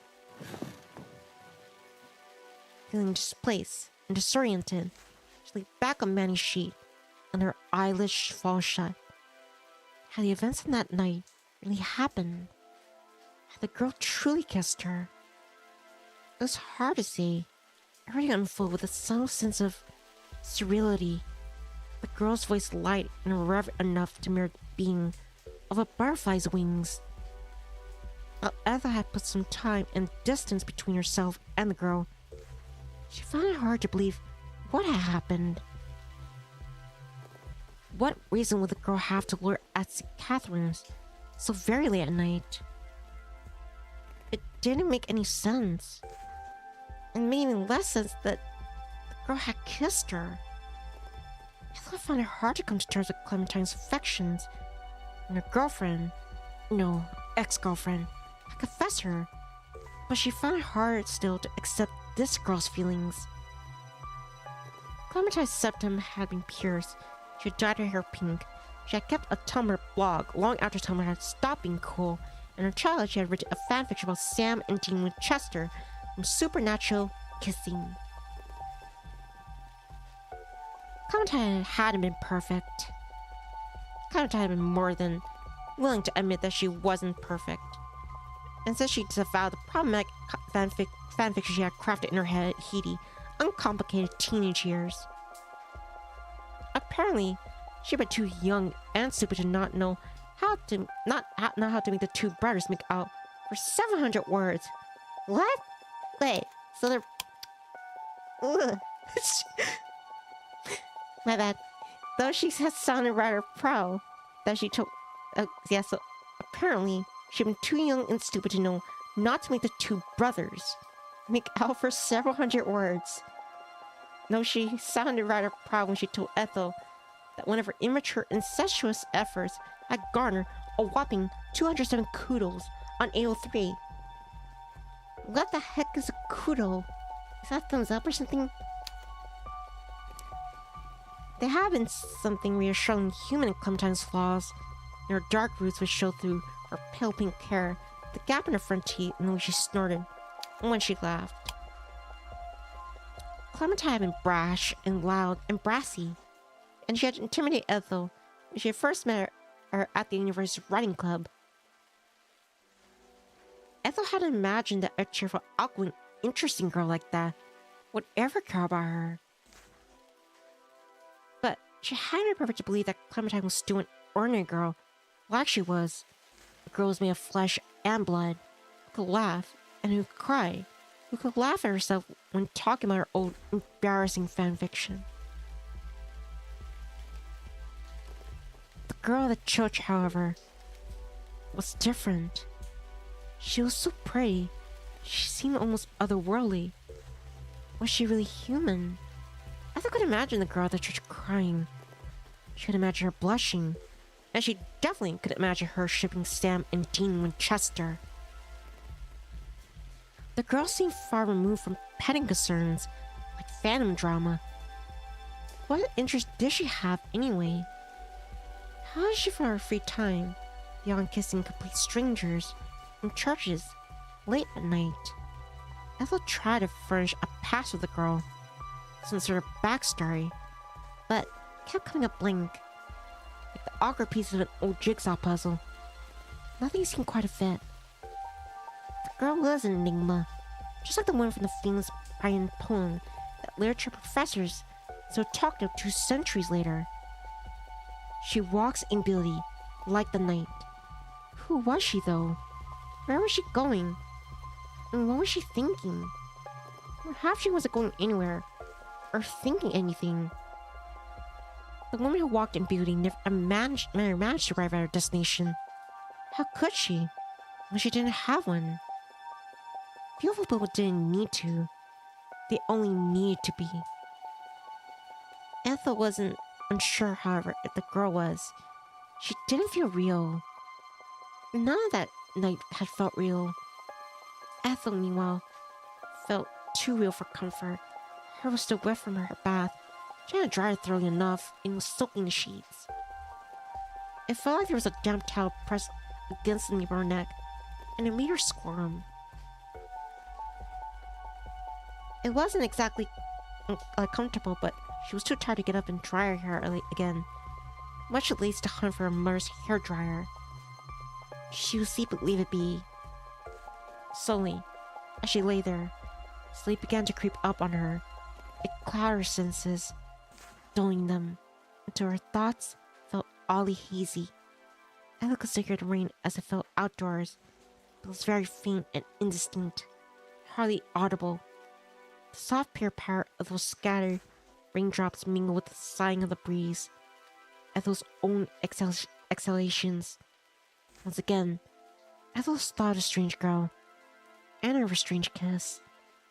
It must have been over an hour since the girl had brought their lips together, but Ethel's body was still burning. Her thoughts, meanwhile, continued to run to one another, all while blurring together to incoherent indistinctness. Ethel saw Clementine in her mind's eye, with her sweet smile and her fluffy pink hair. But she was beginning to skew, to twist, to split apart, like a reflection viewed in the film of water's undulating surface. One of Clementine's eyeballs fell out of its socket. Her mouth began to melt. She was starting to shift. Ethel wasn't picturing Clementine. Not anymore. It was the girl from the church instead. Ethel saw her vivid eyes. She saw her pale skin. She saw her legs, so slender, like a ballet dancer's. She thought of how those legs had swished back and forth, like metronomes. The girl smiled at her. Then, Ethel's consciousness filled her, and she fell asleep. Ethel's sleep was anything but restricted, however. In her dreams, which were faint and half-formed, she was in the forest again, flanked all sides by the walls of dark, damp vegetation. The forest was pulsing about her, just like a living creature. It throbbed, and Ethel felt her own heart throbbing in tandem with it. She was running, her bare soul sinking into the dirt, though she had no idea what she was running from, didn't know what was pursuing her. Who was this chaser in the dark, lurking amongst the trees? Ethel thought to turn her head, only to uncover the identity of her shadowy assailant. She couldn't afford to let her attention wander. Tripping and falling would spell disaster. Ethel continued to run, on and on, her heart hammering in her chest all the while.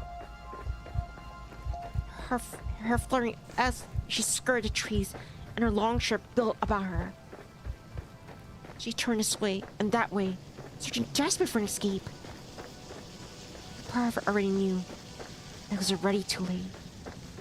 Her shadowy pursuer was fast approaching. It was much quicker than she thought, and she could never hope to outrun it. She could never outpace it. It would find her, and when it did, its lips would curl up in the corners, its teeth sharp as a knife pointing glinting in the moonlight. Oh, hi, Agent Kurusu. Kurja says, hello. Just to let you know, this visual novel it's a bit more mature than the other ones I've done before. There's more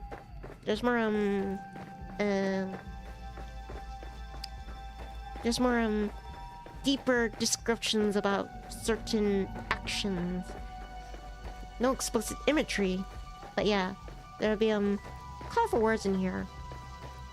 And this is more, it's not really gruesome, it's more kind of like a horror.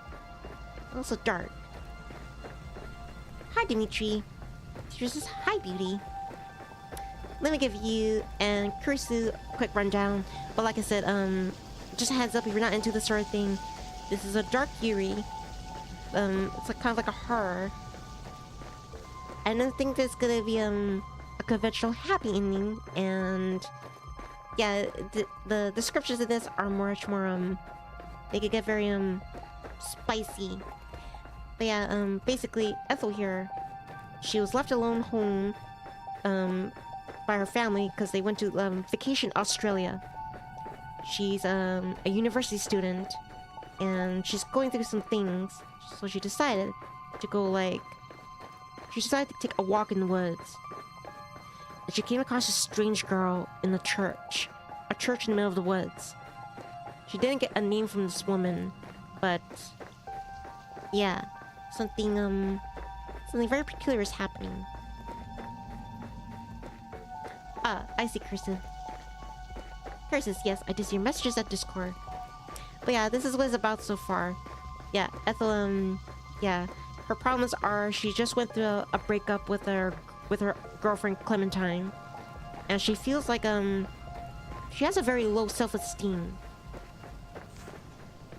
and she doesn't know what's going on when she encountered this strange woman in the church in the middle of the woods. And right now she's having a dream. She just got home after meeting that woman. And she's like, yeah, in her dream, she's wandering the same woods as she did last time. It would sink its fangs into her neck. Then it would tear out her throat. She would scream, of course, as she oozed red-black blood. And then, suddenly, Ethel stumbled. Her right leg had snagged in the root of a tree, and she fell.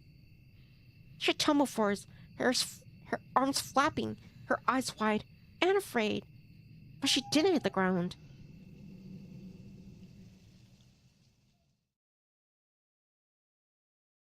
Instead, she woke up, tangled amongst her sheets like a fish in a net, gasping for air. Her face was uncomfortably flushed, despite another cold morning, and her palms were slick with sweat. There was an unpleasant taste in the back of her mouth, like mold or decay, and her tongue felt oddly furry. She forgot to brush her teeth last night. Ethel tried to cast her mind back, but she couldn't. Her mind felt like it had been scrubbed clean. Her thoughts vague, a hazy blur. The back of her head hurt. Her limbs were aching as though she really had been dashing through the woods in a desperate bid for her life. The remnants of her dream were fast beginning to fade, exposed to the daytime light, which was filtering in through the windows. Ethel sat up, then pressed her palm against her forehead. It felt clammy. Was she getting sick? She hoped she hadn't caught a fever after wandering about in the rain. She didn't want to be Mr. Brown right, not that she supposed that it mattered all that much. Mr. Brown was her family's neighbor, and he was her former elementary teacher. She doubted that she'd be seeing him again. Ethel blinked, her eyelids heavy, and she stared at the wall of the bedroom. A bedroom, which had been hers once, was no longer. Most of Ethel's older furniture remained. The bed was still her old one, and so was the wardrobe inside. Manny had transformed it in her absence. Manny is her brother. She has two brothers, Rowan and Mandy.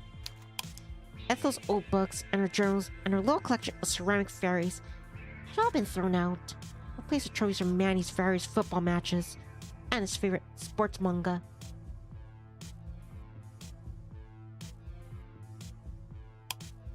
At least Ethel's old swivel chair, savage from her friend of Jews who meant to throw it out, is still there.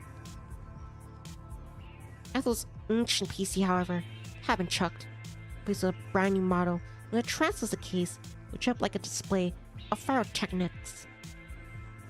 Ethel could see traces of old life in this room, but they were far and few in between. The times had changed, and they moved right past her. She didn't belong here. She was no longer wanted. Had she ever been? Ethel sniffed. Her wall blurred, and she had to wipe her eyes fiercely with the back of her arm. What is wrong with me? Sharply, she scolded herself. Stop thinking too much. You never get anything done like that. Ethel pressed the heel of her palm against her eyes so hard her vision blurred. Then she forced herself to stand. She threw aside the covers of the bed and set about her day. Not there was much of the day left. It was already 1300. How could she sleep for such a long time?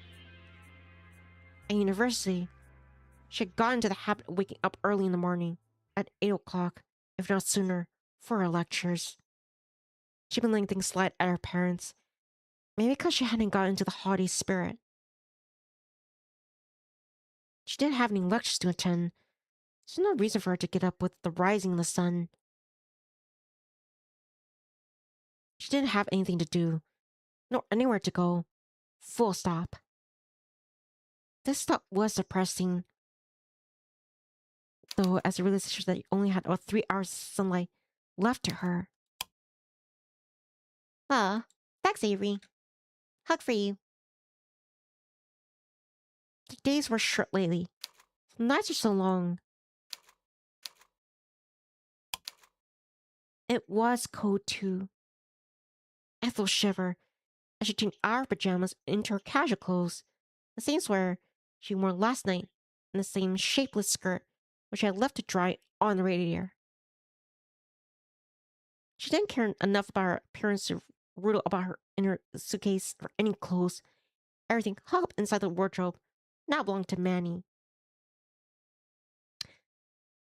I like how, well, just before Ethel appeared behind her, because like this is her brother's bedroom, but like since she's like visiting from like university or something, they had to convert this bedroom into her room. But I like how I see a bunch of tissues, box of tissues by the bedside. I'm pretty sure it's for like sinuses. Once she tied her back into place, then she set about her day. She meant to work on her thesis. She worked on her thesis, but first, she had to have breakfast. Or lunch, and how late it was. Ethel made herself a cheese toasty in the kitchen, using toasty press that her father always forgot to clean, so crumbs kept getting stuck in it. Ethel made sure to check the press for moldy crumbs very, very carefully before she stuck her cheese sandwich between it. What the heck is a toasty? Ethel ate her toasty and sipped at a cup of peppermint tea she made herself, but this was enough to satisfy her appetite. All of a sudden, she felt ravenous. She made her toasty with ham this time, bright pink with sunburnt skin. She ate that in silence too, with a second cup of peppermint tea. Ethel even thought after the cheese and ham toasty, go for a third. It was here that she stopped herself.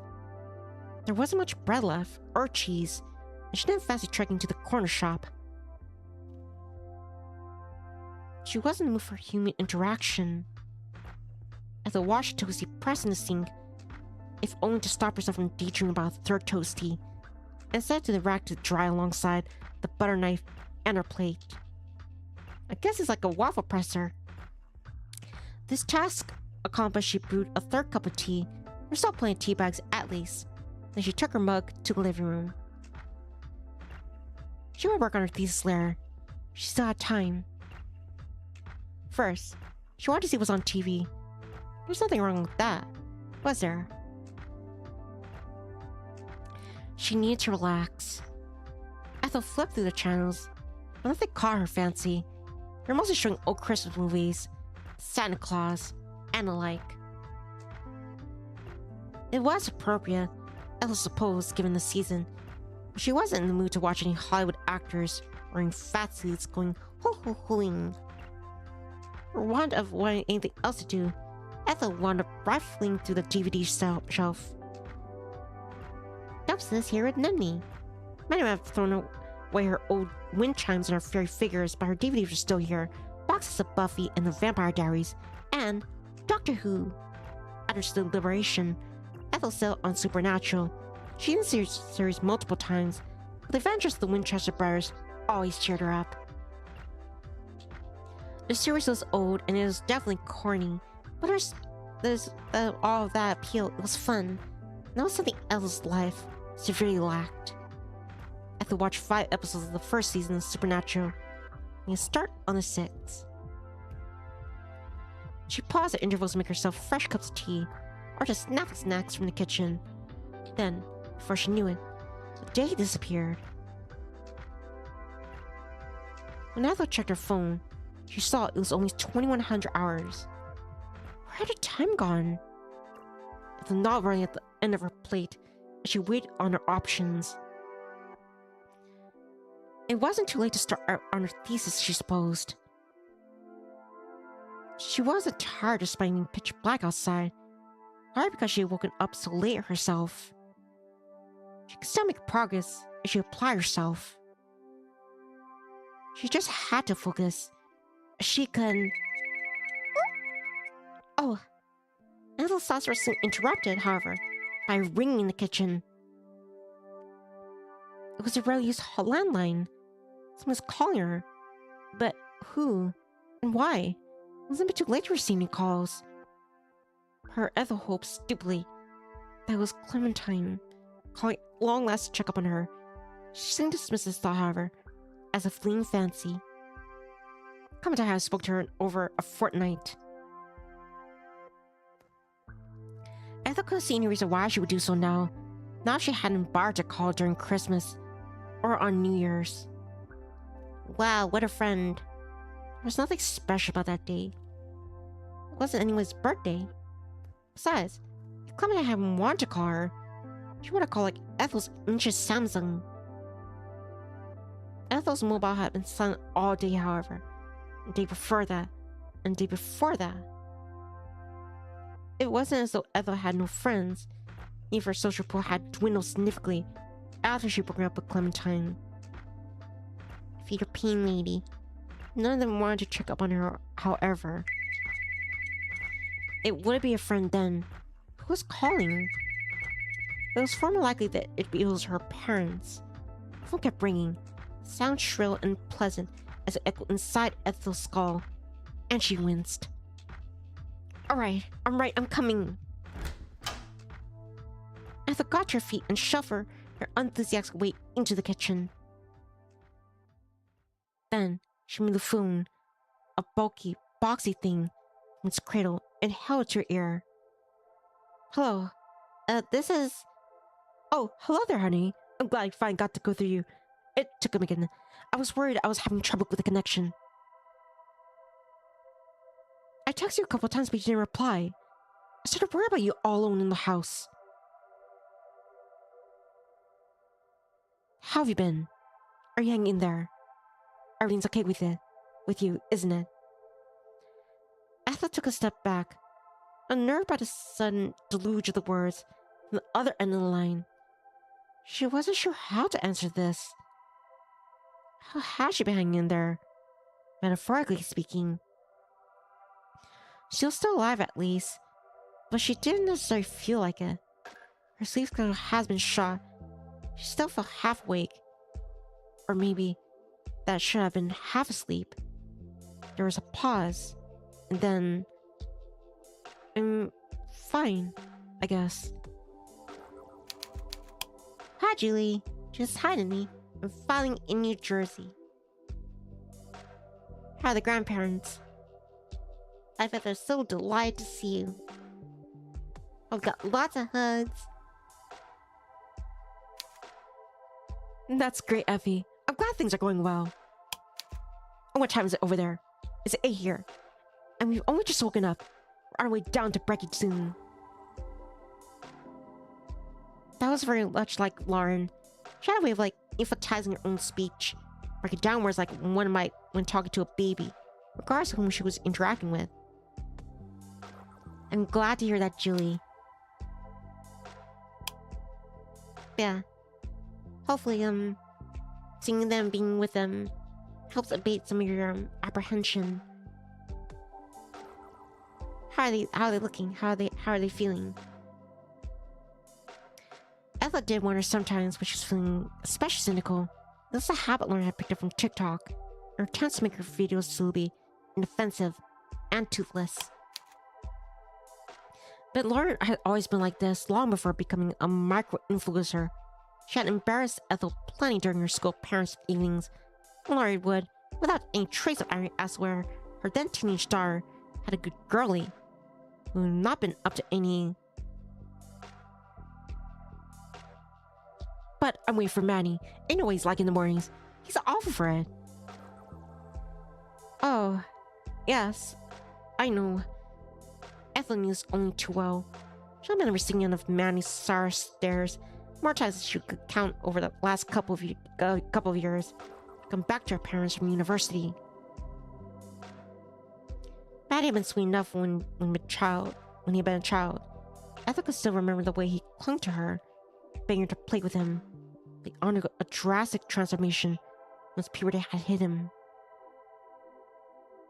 His skin hadn't turned green, and he hadn't sprouted antennae, but he had become surly so much.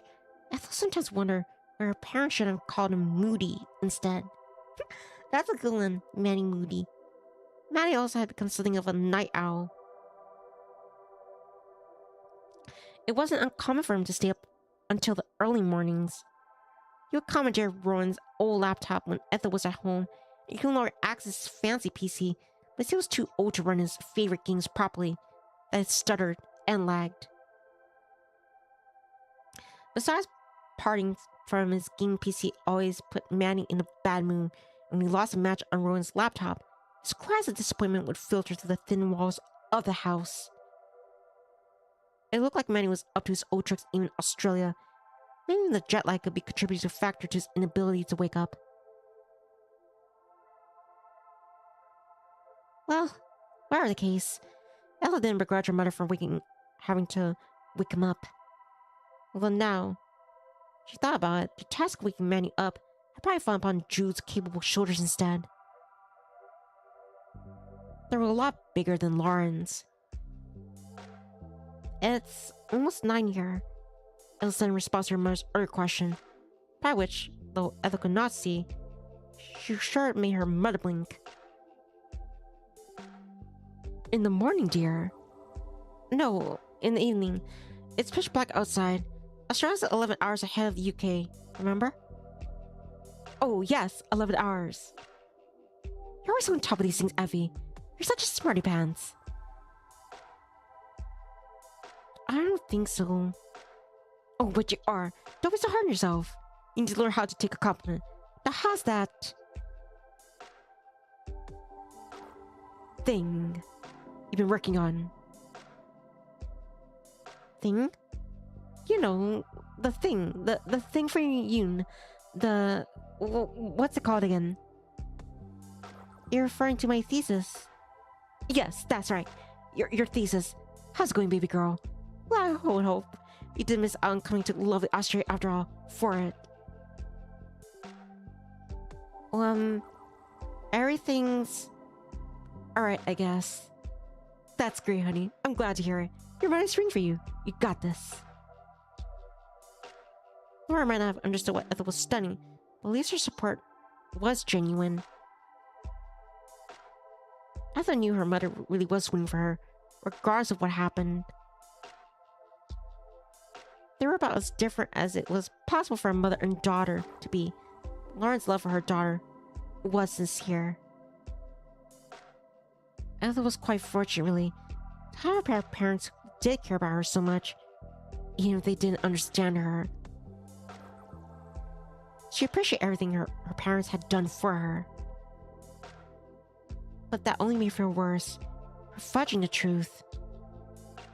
Why couldn't she be more honest? Well, I'll leave you to it then, my little genius. Study hard, but not too hard. You know what to say. All work and no play makes Effie a dull girl. Go on and have fun, if you can. There's not so much to do around Oxbury. I'll admit, still, go let's get the car. We go for a drive to Marsden. I can't drive, Mom. I didn't pass my test. Oh, yes, my mistake. Still, you're almost there. Even I could drive when I was hopeless at school.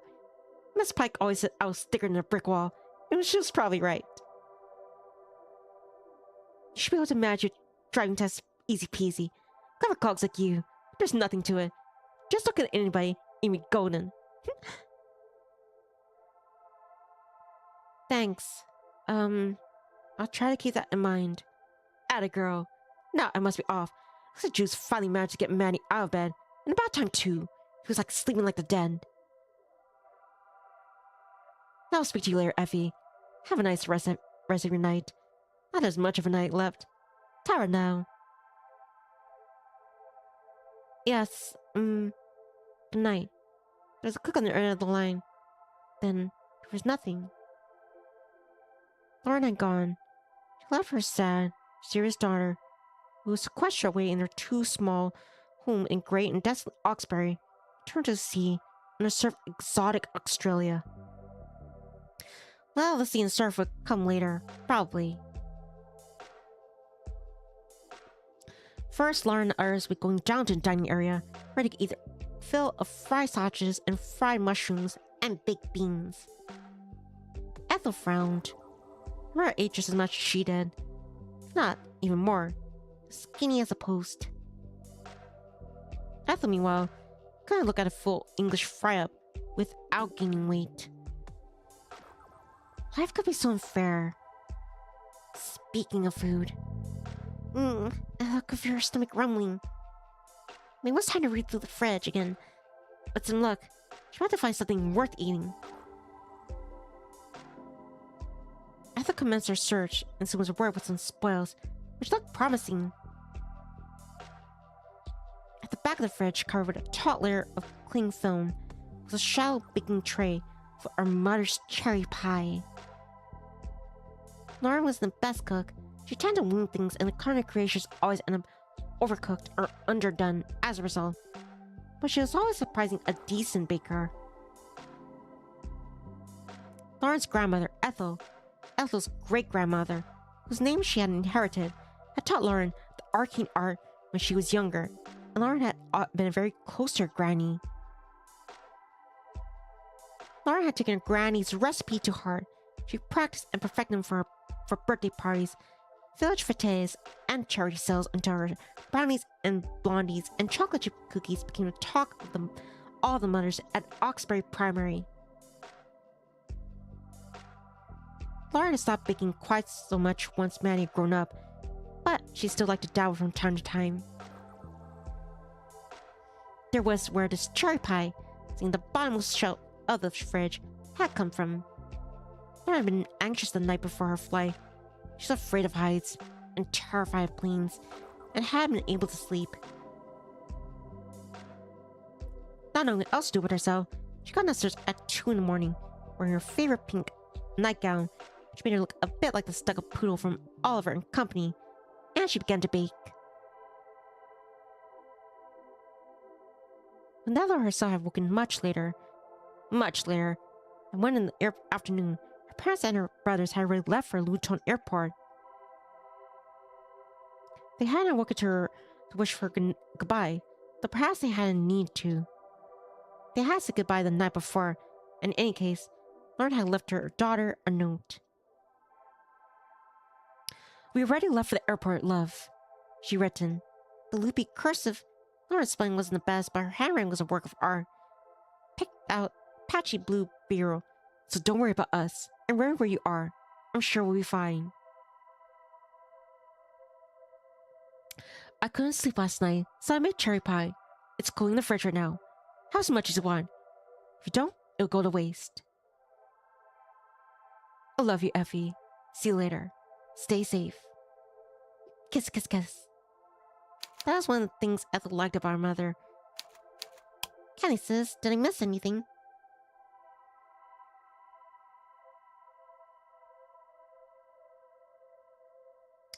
"Hi, Kenny."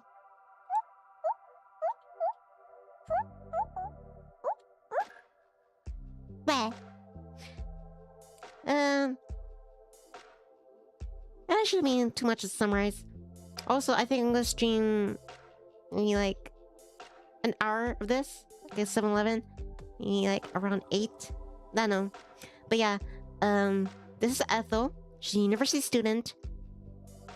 She decided to decline her family's offer to go vacation in Australia. She's in Oxbury, and she has a lot on her mind. She went through not breakthrough. She had a breakup with a girlfriend, and she has low self-esteem.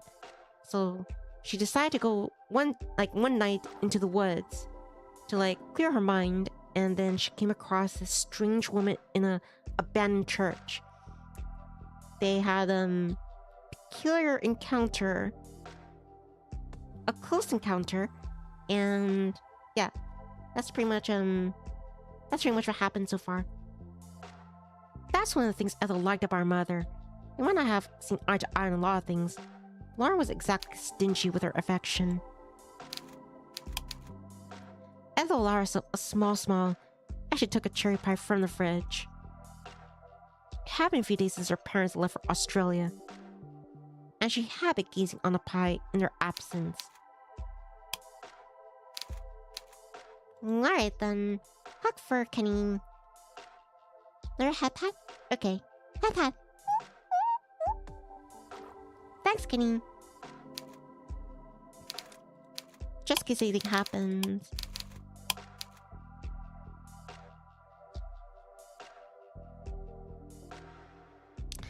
It had been a few days since her parents had left for Australia, and she began gazing on the pie in their absence. It wasn't good as has been. Crust had lost some of its crunch.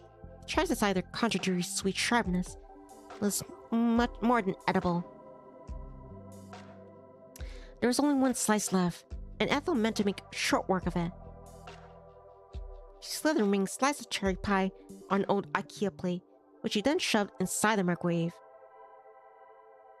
She let the pie rotate in the microwave for a couple minutes before drying it out. I would have done a minute myself.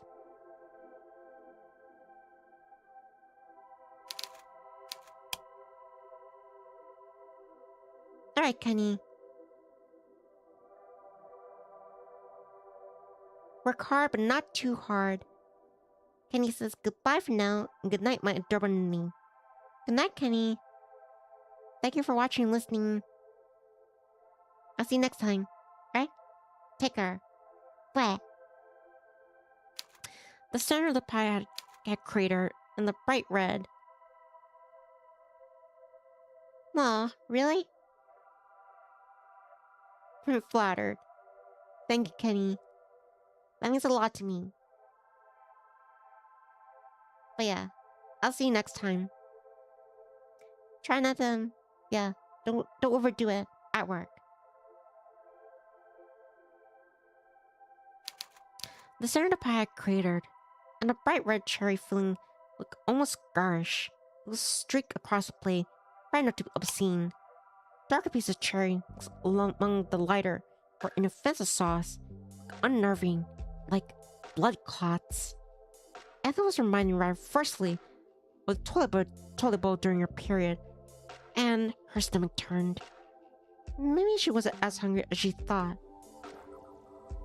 For a few moments, she considered scraping the cherry pie into the bin, but she discounted the idea. She didn't want to throw away her mother's hard work. Ethel took the cherry pie to the kitchen table, then sat down. She began to eat, trying to force all unfortunate association with the lopsided pie on her plate and the toilet bowl to one side. But this soon to be prove a difficult endeavor, especially when a strange, musky taste spread across her tongue.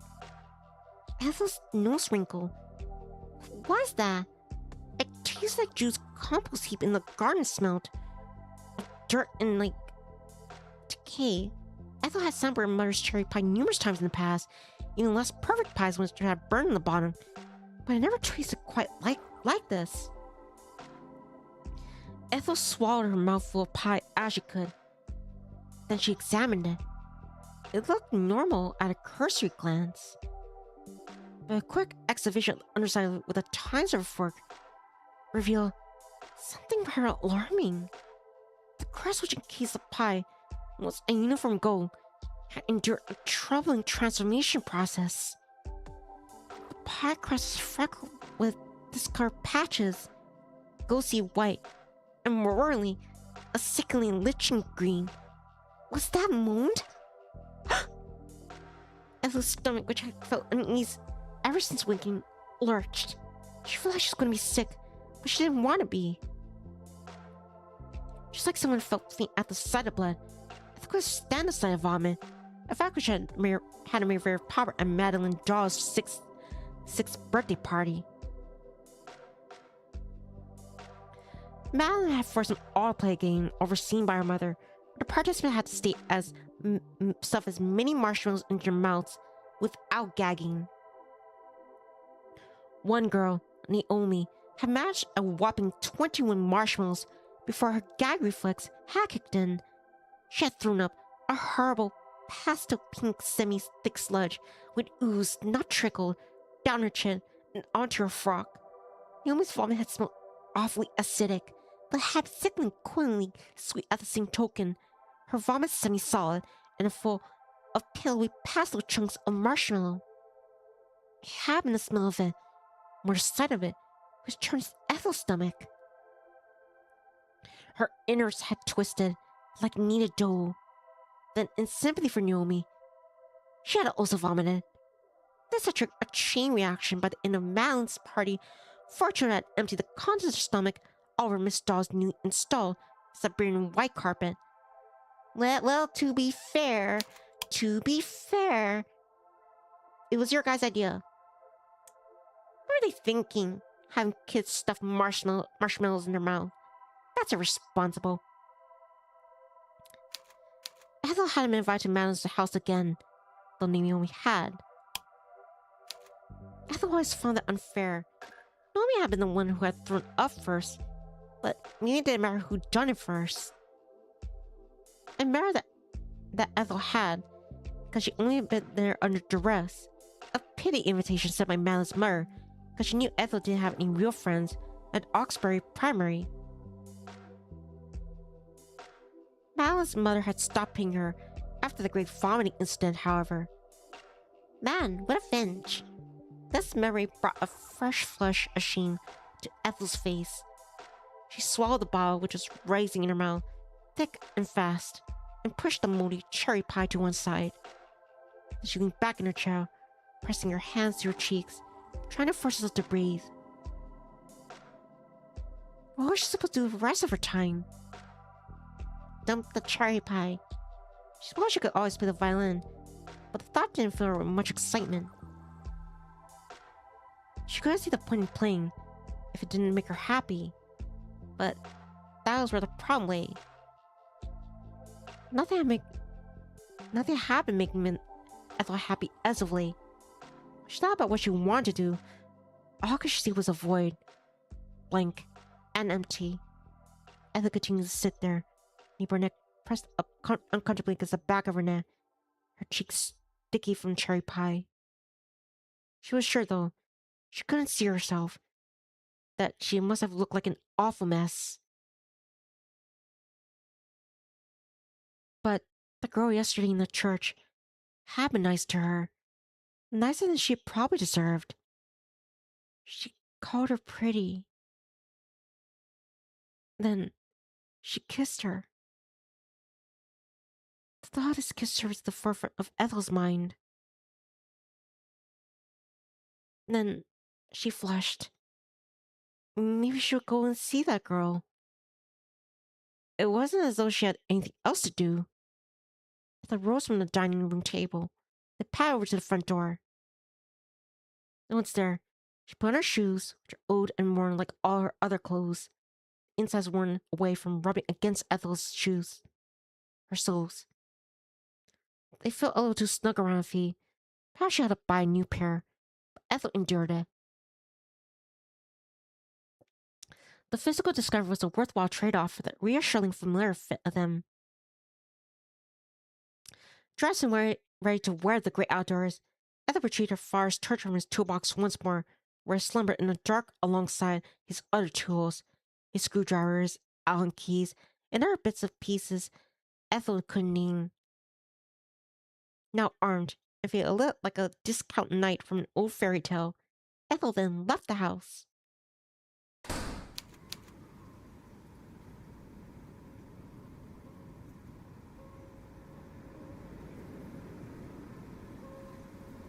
Ethel closed the door behind her with a thud, and fumbled with the keys for a few moments.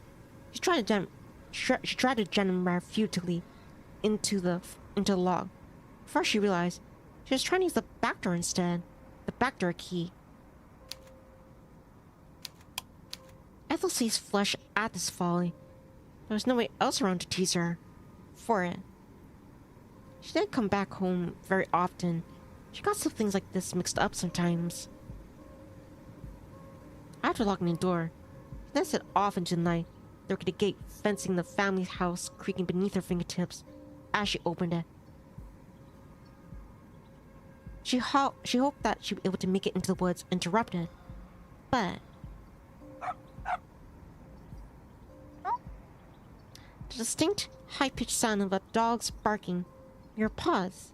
The barking sounded awfully familiar. Was that? Yes, it was. I could see a small, fluffy dog rounding corner.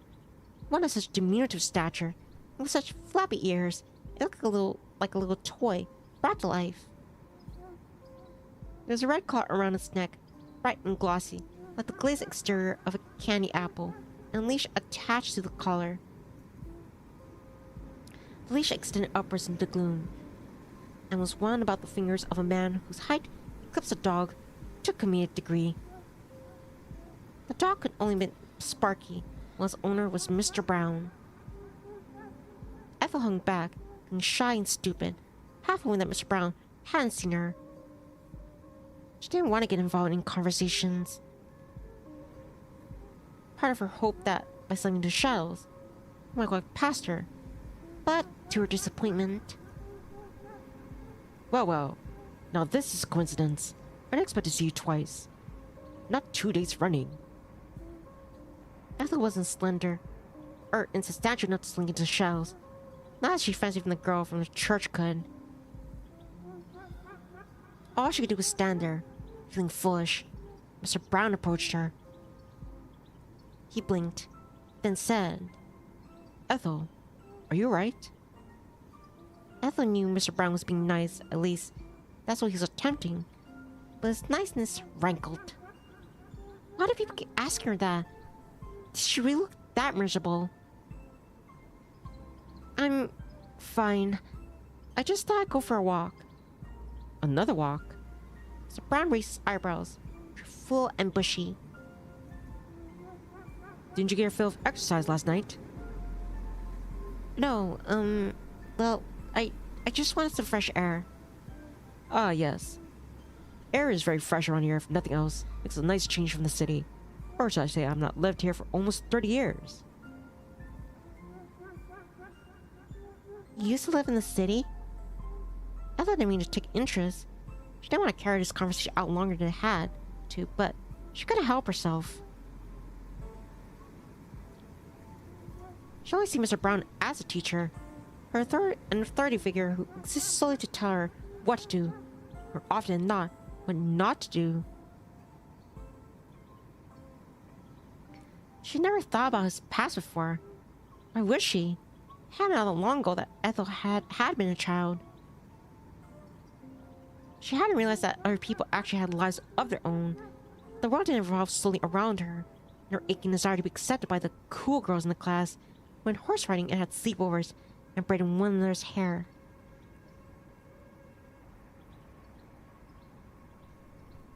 Oh, Sir Brown answered casually, with a small smile. I live in Glasgow. I was born there. Born and bred. You can hear it in my accent. It comes out from time to time, but that's not here nor there. You do look very pale, Ethel. You're coming down with something, are you? Ethel thought back on the cherry pie she had eaten, which had been flecked with mold, and her stomach churned. She didn't think that she could have done her health many favors, but sure that hadn't been enough to make her seriously sick. She should put it, from her mind. I'm fine. I just want to stretch my legs, like I said. So you did. My wife was like that. She's a very outdoorsy person. She's always going off on little jaunts, out into the countryside, and on hikes. Mr. Brown's voice trailed away, and he shook his head. I hope you didn't get caught up in all the awful rain yesterday. At least. I got a bit damp, but I was fine. Were you able to get back home in time? Not quite. I had to take shelter in church. It let up after that. That's just as well. I'm glad you didn't get too drenched. Or worse, than you fell and broke something. I was worrying about that, actually. You were worrying about me. Of course I was. I thought it was awfully late for you to go out and walk. It started coming down so hard, too. I was afraid you might have gotten yourself hurt. A wee lass like yourself. I don't know if that's a Glasgow accent, but I'm trying. Ethel knew Mr. Brown meant well, but he had to stab a snort in the face of this last remark. She was a lass, yes. There's nothing particular wee about her. She was a lot older than she had been. She'd gotten taller. Mr. Brown was still taller than she was. Thank you. But I'm not hurt. You don't need to worry. Yes, I can see that. I'm glad of it. It's clear you know how to look after yourself. Yes, well, Ethel thought, I am 21. I'm not a child. I'll try to stop hectoring. I'm not your father. I'm not your teacher anymore either. It's not about piece of fuss. It's just... force a habit, I guess. You say you went to the church last night, though. What? Oh, yes, I did. Is there any problem with that? Not really. No, it's just... Sir Brown shifted, adjusting grip on Sparky's leash as he did. His dog yipped in response and nose is Mr. Brown's trouser's leg. Mr. Brown smiled at this, expression tender as he said, Yes, Sparky. We'll be on our way in a minute. It's just... Mr. Brown frowned. Then he sighed. It might be nothing. There are strange things about that church that night. It's old. And the forest, too. Come to think of it. Strange things? Oh, yeah, that's right. I never say anything myself. I don't go into the woods after dark. So my friends in the running club, they send. Well, it sounds like a lot like superstitious. Really. I don't know if I put up to stock in it. But they said there have been some odd goings out by the church in the early hours. Such as... Oh, you know, it's all the usual stuff. They say they heard... noises, I suppose. Strange whispers and like... I was skeptical myself.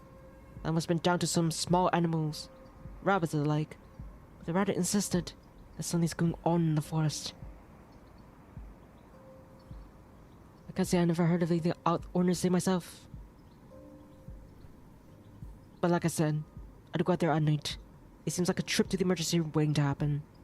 What with how uneven the ground is, especially during winter. It's not safe. Not because of the bugbears, the ghouls and goblins, and what have you. And there is that Elaine girl. Well, of course. How could Ethel forget about her? She never met the girl.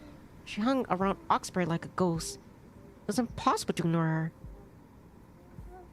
Having much the same when Cho, what's her name, gone missing more than a decade prior.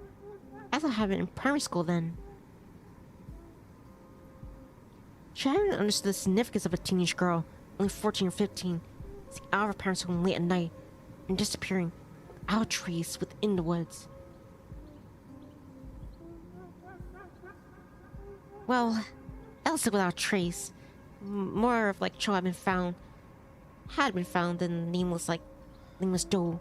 They had found one of her shoes almost 6 months after her disappearance, deep in the woods, half buried beneath the leaves. If you keep a good head on your shoulders, I'm sure you'll be fine. You're too old for me to tell you what to do, but do be careful. I hate to have to explain to your parents when they get back what you're doing in the hospital with a broken leg, or worse. Mr. Brown's words were light. Ethel rather got the feeling that there was more to his warnings, and he was laying on. His tone seemed a bit too irreverent, no matter which was all like this unusual state to his style of speech. But Mr. Brown set more store in ghouls and goblins than he wanted Ethel to think. A cold winter blew, disturbing Ethel's braids. The temperature was low enough that it made Ethel's fingers tense like claws. They were in her pockets. Her teeth, meanwhile, were chattering, but this wasn't necessary from the cold. There was something ominous about the woods. Ethel thought that she felt it herself, the uneasy feeling of invisible eyes trained upon her. That was all in her imagination. There wasn't anything dangerous lurking in the woods. Not really. Or was there? Ethel made slow progress as she walked through the woods, her passage impeded by how muddy and uneven the terrain was. It had rained too much the night prior. At first I suffered from it. Earth, a cacophony of dun brown mud, loose leaves, and fallen foliage. The heavy rainfall had transformed the path of the forest into a veritable quagmire. Ethel didn't have any hiking boots. She didn't go outside very often to justify it, and she had been forced to sell for her trainers.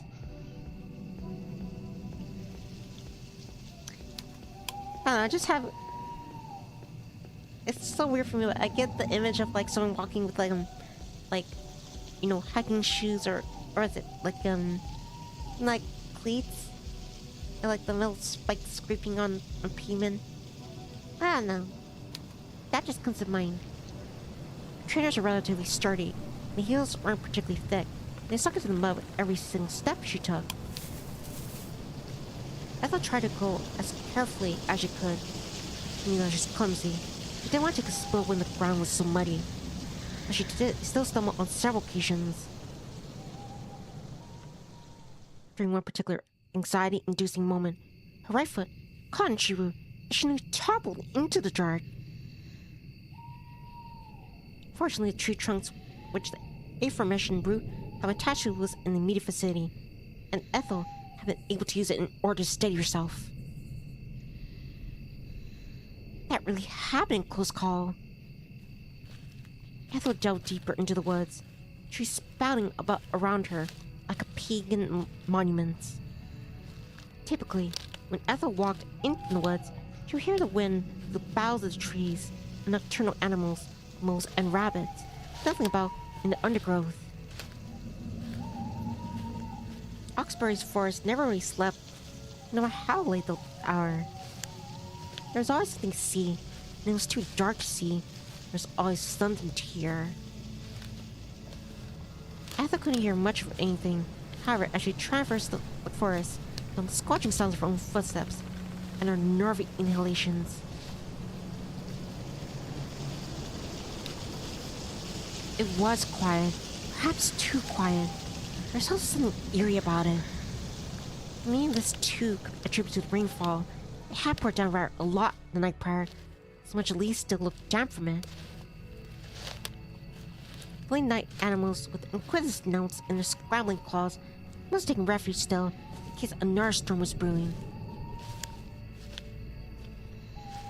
Mr. Brown had said the weather looked clear enough tonight. How would the animals know that? It would make sense that they were being skittish. The trees eventually began to thin out, and soon Ethel emerged into the moonlit clearing where St. Catherine sat.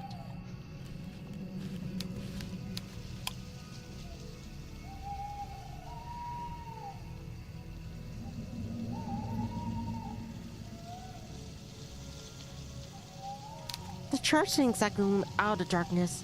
It was grand enough for that. But it had a somber, reassuring, solid presence regardless. Ethel didn't know quite how old the church was. Her room was something of like a history buff. They had told her about it once before. Ron was like a hands-on kind of person, unlike Manny, and he spent a lot of his free time going on rambles around Oxbury and the fields which surrounded it. Ron did etchings of the graves, and he liked to take photos of them. All gray gazinjis were steamed, lichen, and crumbling ever so gently around the edges. The parish council might have dissuaded teenagers from hanging out in the churchyard for fear they would desecrate the graves and cigarette butts strewn in the wake, but Ron wasn't like that.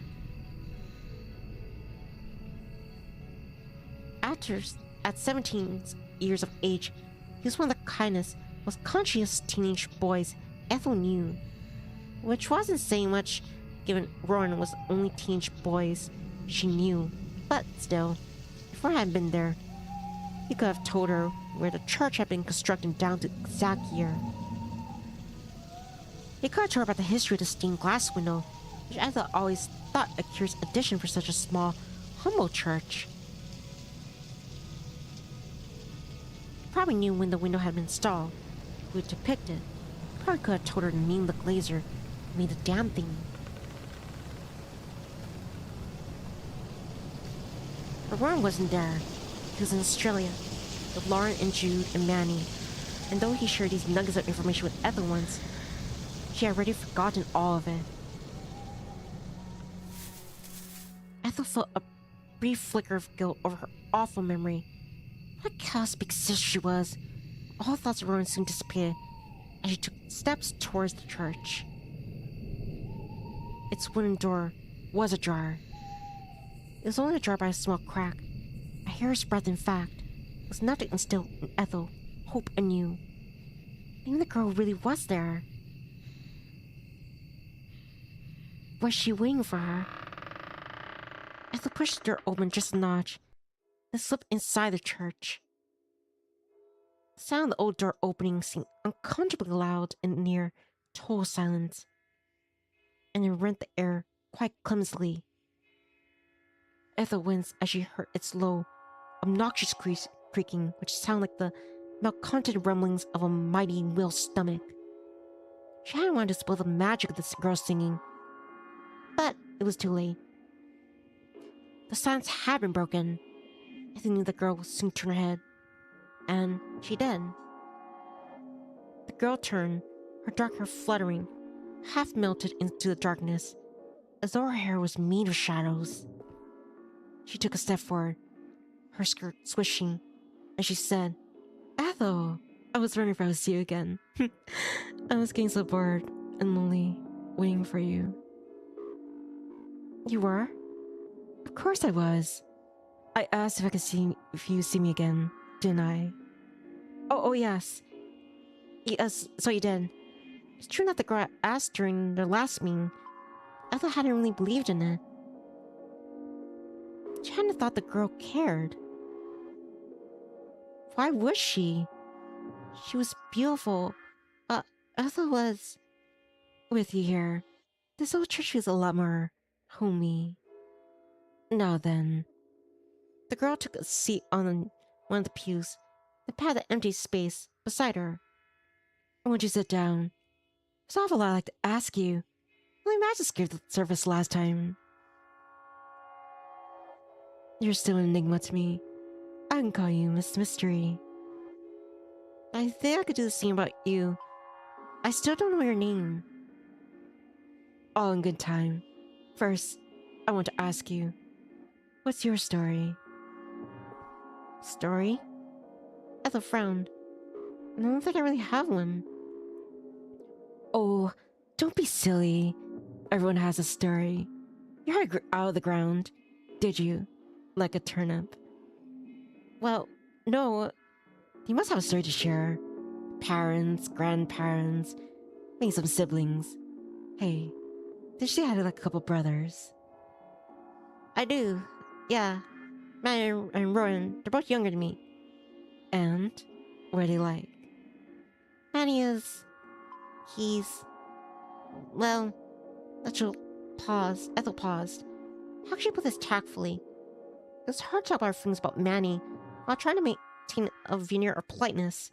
Manny himself wasn't a very polite person. Manny was practically glued to his PC. He had been banned from numerous lobbies for using words he shouldn't have. He swore and swaggered around the house as though he owned the place. He padded about the kitchen barefoot sometimes, shirtless. And he talked with his mouth full at the breakfast table. The only person he ever listened to was Jude. Maddie thought everybody else was uncool.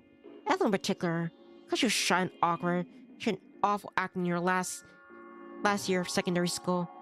And because she played the violin. He's a typical teenager. Does that mean he's a pain in the neck? He can be. And what about your other brother? Ron's lovely.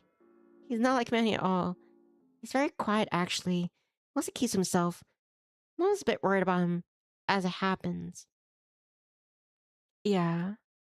She thinks he's being bullied at school. Maybe. But if he is, he never tell. He doesn't like to talk about it. Maybe he's afraid Manny will make fun of him. I thought he was more worried that Mom would make a fuss. But maybe. Teenage boys can be like that. They have a lot of pride even. No, especially the quiet ones. Some of the boys I had to do with at school were such wankers. The girl scoffed dismissively, then said, "So, what about your parents? Just to guess that you're you were that close. It's complicated. My mom means well. I know she wants me happy, but But I don't think she understands what really make me happy. I don't think she understands me either. Doesn't she try? She does. She paid for my violin lessons, though she doesn't see the point of classical music. She says it's boring. And she was supportive when I said I wanted to study English lit. She didn't try to make me change my mind, not like some parents would have. She didn't tell me I should study something useful instead, like mathematics or medicine or, I don't know, physics. But she didn't really seem to get it either. I take it your mother doesn't really read a lot then. She doesn't read at all, unless you count women's magazines. I thought I was constipated, but then I gave birth in the toilet bowl. Those sort of magazines. Ethel nodded. My mother and I aren't very alike. I gathered. She doesn't sound like a sensitive sort. Not like you. Do you think I'm sensitive? It's the impression I'm getting. Yeah. I mean, you stuck around to listen to me singing. It sounds like your mother would have told you shut up. That I was giving her a headache. I wish she would have said that. My mother isn't cruel. Though, Lauren could be blunt. Lauren made careless remarks about Ethel's appearance before, puts to the tune of, God, you aren't going to dress out like that, are you? Ethel knew that Lauren didn't mean any ill by it. She was probably trying to show interest in her own daughter. Sometimes the way her mother looked at her hurt. Lauren was nice to see Ethel. Because Ethel was her daughter, Ethel knew that if her mother had been one of her peers, a Shania or Imogene or Morgan back in the day, she would tease her relentlessly. Lauren, with her peroxide blonde hair and French manicure nails, had probably made a number of frumpy, unfashionable girls cry when she'd been a student. Lauren might not have made a conscious effort to upset her own daughter, but she definitely made Ethel cry on more than one occasion. Cruel or not, it doesn't sound like she takes much interest in you. We just like different things. It happens. We might be related, but that doesn't mean we have similar interests. And what is she into then? Love Island and TikTok mostly. Love Island. It's a reality TV show. It's awful. The contestants are all horrid, but I think that's why my mother likes it so much. I tried watching with her, but it felt like gawping at animals in a zoo. Or gladiators in an Olympic Coliseum, out from one another's blood. You mean both, Ethel. Right. Right, so your mom's hopeless. And your dad? He's your typical dad, I guess. Meaning? He likes football and Formula One, and his favorite band is Iron Maiden. He does woodworking and DIY, and can play the guitar too. Ooh, so he's creative then. In a way, there's a couple of local bands when he's younger, but they never went anywhere. I don't think he resents it. He was just having fun. Dad asked me once before why I bar practicing the violin so much. It was obvious. I never get anywhere with it. He didn't. He did. He said if I hadn't been able to get anywhere with his band, there's no way I'd be able to make it. I mean, he was playing punk and I'm doing musicals, so... He shouldn't have said that. Whether he's right or not. It was uncalled for. Some people like to perform for their own sakes. You don't need to be popular to make your pursuits worthwhile. That's what I said. And Dad said it was a good thing I got something out of the hideous screeching my violin made. Because he sure as hell didn't. Wow. He sounds like an asshole. He's just insensitive. He isn't that bad, really. He was rude about your hobbies.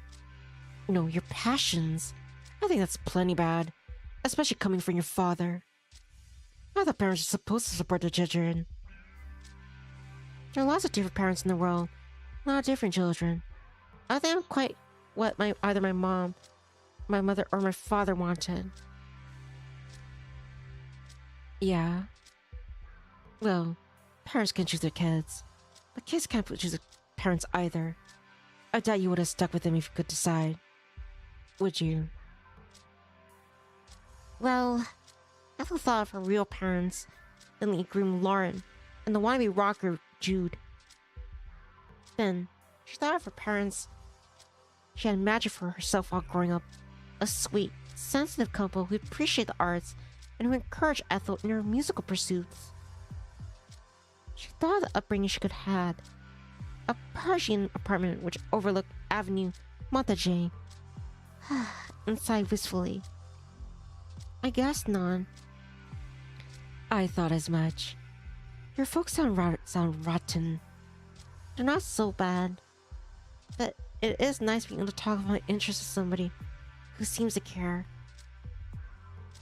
Well, of course I care. Why wouldn't I? The girl pouted, adopting the tempestuous tone of a Celtic warrior queen of centuries past. You're interesting. I'm not so sure about that. You might not be, but I am. I wouldn't bother talking to you otherwise. I don't suffer fools gladly. You know? I like spending time with people who tire me. You most definitely don't do that. I enjoy listening to your stories. I enjoy listening to you. Goodness, I think I simply enjoy singing with you, even without talking. Your company is very soothing. I doubt that you could board me eventually. When I'm with you, The girl grinned, a cheeky grin. She's less Celtic warrior queen, more Cockney Victorian chimney sweep. never. I'm certain of that, and I'm sticking to it. Why else unsure though? Haven't people ever told you that you're interesting before? Not really. Well, people are stupid. You shouldn't pay attention to what they think, or they don't think in this case. Doesn't sound like they have any sensible thoughts rattling around in their thick skulls. They're too empty-headed to realize something truly special when they see it. Ethel didn't reply. She was starting to feel overwhelmed.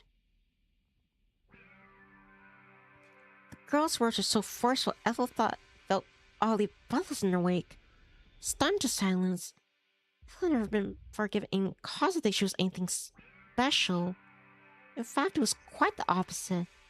But You're too nice. That's the problem. You have a hard time standing up to people. When they ignore you, overlook you, or underestimate you, you roll over and accept it. You don't want to cause a fuss. So you agree with all the negative things people say about you, even things that are blatantly false. You're so afraid of causing any offense. You don't know how to properly live your own life. But I think that makes you special too, in a sense. It means that you're very kind. You're a lot kinder than I am, at least.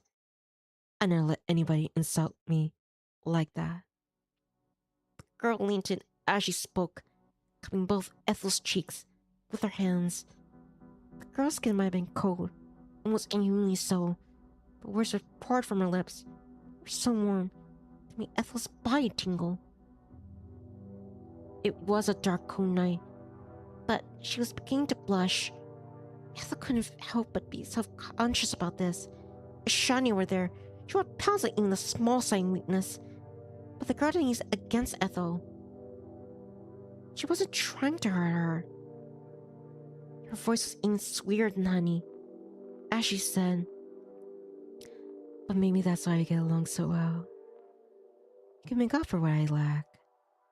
And maybe I can make up for what you lack too. What I lack?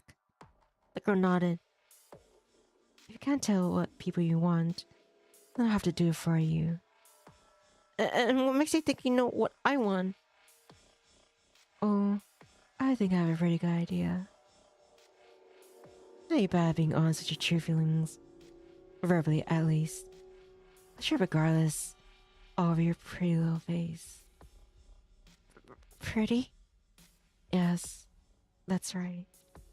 I think you're very pretty. And you're really easy to read too. It's so obvious what's going on inside that dome of yours. The girl leaned even closer, tip of her nose brushing against Ethel's. She inhaled. Then she said, her voice nearly playful, And I think that's very cute. If you're gonna act like this, then you don't leave me with much choice. I'll simply have to kiss you. The girl shifted close to Ethel as she spoke, her fingers still splayed against Ethel's cheeks, effectively affixing her head in place. The girl might have been skinny, but her grip was surprisingly strong. Ethel could feel her fingertips digging into her skull with such intensity. It hurt. Ethel trembled, her eyes a little too large, as the girl brought their lips closer. She exhaled, and when she did, Ethel felt the girl's breath goes through her. It was just Ethel's imagination, but for a few moments, Ethel thought she could smell something subtly off about the girl's breath. There was something almost odd about the air which brushed against Ethel's cheeks. If age indeed had a smell, it put Ethel in the mind of an old person's home, the same one her great-granduncle had sequestered away when his health had begun to deteriorate and he could no longer shuffle in his bungalow without stumbling over his slippering feet. Ethel had only visited her great-uncle a handful of times in an old person's home, despite her mother's frequent invitations that she'd tag along. She hadn't liked it. All those old men and women had upset Ethel, their faces wrinkled, and their wisdom fingers gripping the armrests of their chairs, their skin shrunk down to the bone. Everything in the old person's home had been brown. The floors, the walls, and the chairs had been scrubbed clean from top to bottom with Lysol. There had been a pervasive stench which cut beneath the clinical cleanliness. The air had smelled unpleasantly rank, just like mildew. It had reeked of rapidly impending death, impossible to staunch. And the girl's breath was just like that. There was a perplexing wrongness to which made Ethel's skin prickle. All of a sudden, Ethel wanted to pull away, but then the girl's mouth was upon her, her lips warm and yielding. And this didn't smell wrong. The girl's tongue was inoffensive as it slipped between Ethel's parted lips, as the saliva. Ethel couldn't find any reason to squirm away from her. If anything, she rather squirm against her. And so she did. Ethel felt the girl's tongue exploring her mouth. Slowly at first, she moved vigorously as the seconds elapsed. And Ethel made no attempt to push her away. Ethel felt as if her skin was prickling with static electricity. Ethel had kissed the girl before. This is nothing new, but she never kissed her like this before. It was intense enough to leave her head reeling, intense enough to render her breathless.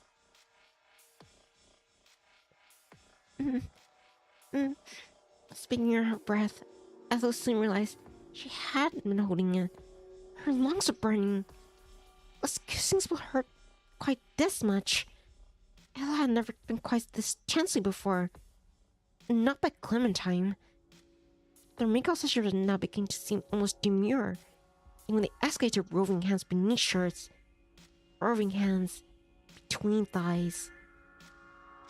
The girl had yet to take her hands from Ethel's face, but her kisses, unlike anything Ethel had ever known, that she ever known before, they were intense and driving. So much of it was scary, but it was also exciting too. Ethel's blood was beginning to fizz in her veins like cream soda. Her head, meanwhile, felt light. but her lungs were still burning. This was no good. She had to get some air in her, or I was afraid she would asphyxiate, drowning in her own pleasure like a rat in a vat of soup, like rats to cheese. Mm, mm. Ethel drew back from the kiss, her face daubed bright red with intense, almost angry blush. She almost looked like sunburn. Her chest was rising and falling, with an effort at trying to inhale enough air which felt strangely light and sparse, and it might the heat peak of a towering mountain. Ethel's lips were down from the girl's kisses, and her heart was hammering for the intensity of them. It was a cool night. Her palms felt uncomfortably sweaty. Superstitiously, Ethel tried to wipe her palms on her skirt. All the while, she felt like a fool. How was she worried about a kiss of all things?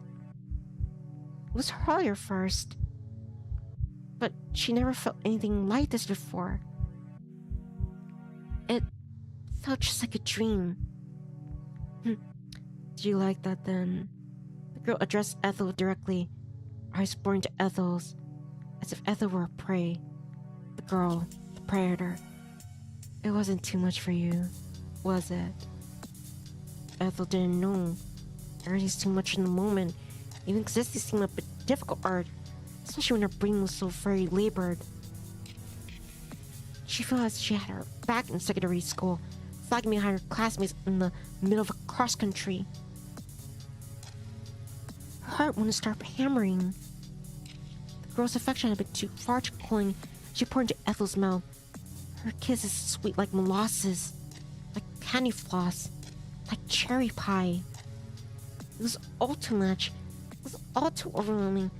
By the same token, it wasn't enough. Ethel wanted more of the girl, more of her fingers in her hair, and her mouth against her own. And maybe the girl could see this. Ethel wasn't too ashamed to say it, because she giggled. Good girl. I'm glad you warmed up to me so much. I do wish you'd say a little more, though, to put me at ease. But that's alright. The girl spoke softly, caressing Ethel's damp lower lip with her index finger, as she said, "You don't need to talk. Now we're together. I'm not interested in hearing about any more of your awful parents and your obnoxious brothers. There's plenty I can learn from you for just kissing you. The whimpers you make are rather informative, so you shudder against me. It's utterly adorable. I have no idea why your girlfriend dumped you. She must have had awful taste." Huh? Groggily, Ethel blinked, as though awakening from a dream. Her eyes felt awfully heavy, as though she'd been weighing down with lead, but still able to pick out the girl's features in the dark, her face leaning centimeters away from her own. What was that about her girlfriend? Or ex-girlfriend, rather. Ethel told her about Clementine. She couldn't remember doing that. But she couldn't remember much of anything other than hands and teeth and lips and tongues, grasping fingers, and soft breathy sighs. Her thoughts were all a jumble. Shh, it's alright. I know she hurt you, but you don't need to think about her now. You don't need to think about anything. All you need to do is focus on me. I'm not cruel like her. I won't abandon you. I like you. The girl leaned in, her lips parted, red lips like cherries, which are little. For so close Ethel could feel herself inhaling the air. The girl exhaled, taking her breath and stripping of oxygen. Ethel was reminded as the girl caressed her of a silical snake which ate its own tail. What was it called? I think it's called Orberus. Ethel had known once, but she couldn't remember. And I'm gonna keep on liking you. The girl's eyes always been dark, no matter what. That's just the sort of person I am. It was a light giggle, one which sounded eerily. The girl leaned in anew, twiddling Ethel's lips with her own. Ethel gasped the kiss, though it wasn't, at this point, a surprise. She had expected it. The girl had kissed her innumerable times already. After all, that night. So much so, Ethel could keep count of it. Ethel still found herself squirming, however, at this new volume of intense kisses. Ethel felt the girl's teeth nip at her lip. She was said to be truly teasing. The fingers of her right hand cupped her cheek. The fingers of the girl's left hand, meanwhile, seemed imbued with a newfound restlessness. They began to roam, slipping beneath the hem of Ethel's sensible sweater. And then... Ethel shuddered, her nerves ending aflame as the girl's palm pressed against her new bare skin. The girl's touch was cold enough to be glacial. It felt like icy needles were being inserted beneath the skin. Sharp, pointing needles which drove the air clean from Ethel's body. The further the kiss progressed, the greater Ethel's deterioration became. Her eyelids flickered, while she had her eyes open. The girl was so close, Ethel could see very much of her. In the dark of the night, the girl seemed an amorphous being near teeny shadows, something which wasn't wholly human. Ethel whimpered helplessly against the girl's mouth, her whole body aflame. An uncomfortable surge of dread had begun to crawl up Ethel's spine. It was cold and creeping. It left her paralyzed, completely incapable of moving. For a few moments, Ethel could only sit there, accepting the girl's kisses, but no longer reciprocating them. The girl's kiss, the girl's tongue felt a thick, heavy sort of thing in her mouth, like a slab of leather. Ethel was filled with sudden desire to bite down upon it. Her shoulders shook. She didn't want this. It was all happening too quickly. The girl's finger roamed higher, still beneath Ethel's shirt, and Ethel jolted. Her eyes widened. Then she shifted back, breaking the kiss with such a suddenness it seemed almost akin to violence. I'm sorry. I didn't want to be rude. It's just... it's all so sudden. Oh? The girl examined Ethel, her cocked to one side like a curious robin. Her lips curled into a smirk. Her voice lightly mused, she said, "What's this? Don't tell me you're coming over shy." No, it's just... Ethel looked away from the girl, incapable of meeting her gaze. Who was she, anyway? Ethel still didn't know her name. She could have been a serial killer for all Ethel knew, a shadowy figure who'd like seduce hapless young girls. Not that Ethel herself was so young, not anymore, then led them to their deaths. This seemed a bit far-fetched assumption. The girl had been singing when Ethel had first seen her. Wasn't that something the sirens did in Greek myths of old? Sirens are beautiful women with long, curling hair and glittering tails who had perched prettily upon the rocks, calling out to passing sailors. They had drowned more than a few hapless men that way, reducing boats to pulped driftwood on the pointed impersonal rocks. Ethel herself was no sailor, but she felt as though she was drowning. Her lungs might have been full with fetid, muddy water, and the longer she sat with the girl, the more intense this feeling became. Ethel pressed her fingers against her lips. They were tingling, her fingers and lips both. Her brow, meanwhile, felt cold and clammy. Ah, the girl evidently took Ethel's silence as a tacit confession that yes, she was interested. That's very cute. He's saying that, but am I really cute? Of course. You gotta be a little cute, Ellis. I wouldn't be kissing like so much. In fact, I've become quite taken with you. It's a bit of a shame you decided to cut out a rendezvous short. Rendezvous? Was that how the girl wanted to term it? How delightfully European. It must be what they'd done before. The girl's tongue shoved inside Ethel's mouth. It seemed cultured. But it's alright. I wouldn't want to push you out. Not too much, at least. So, I'll play nice for now. I won't demand too much for you. Although... The girl's smile widened until modulated by the shadows. It looked uncanny. If you care for me at least... let's say... once as much as I care for you. You share my gaze with my poor heart. Blowing hot and cold will only keep my interest for so long. And we won't have much time together. Not after today. I want you to wind up messing me too much. It would be such a shame that I never got to see anything you want to say. Or do everything you want to do. Here, the girl raised her eyebrows suggestively in a manner which didn't seem quite in keeping with her heart-shaped face. So, might as well make the most of it. Or at least try to. Though this is bred to regret the things you've done and things you've not done.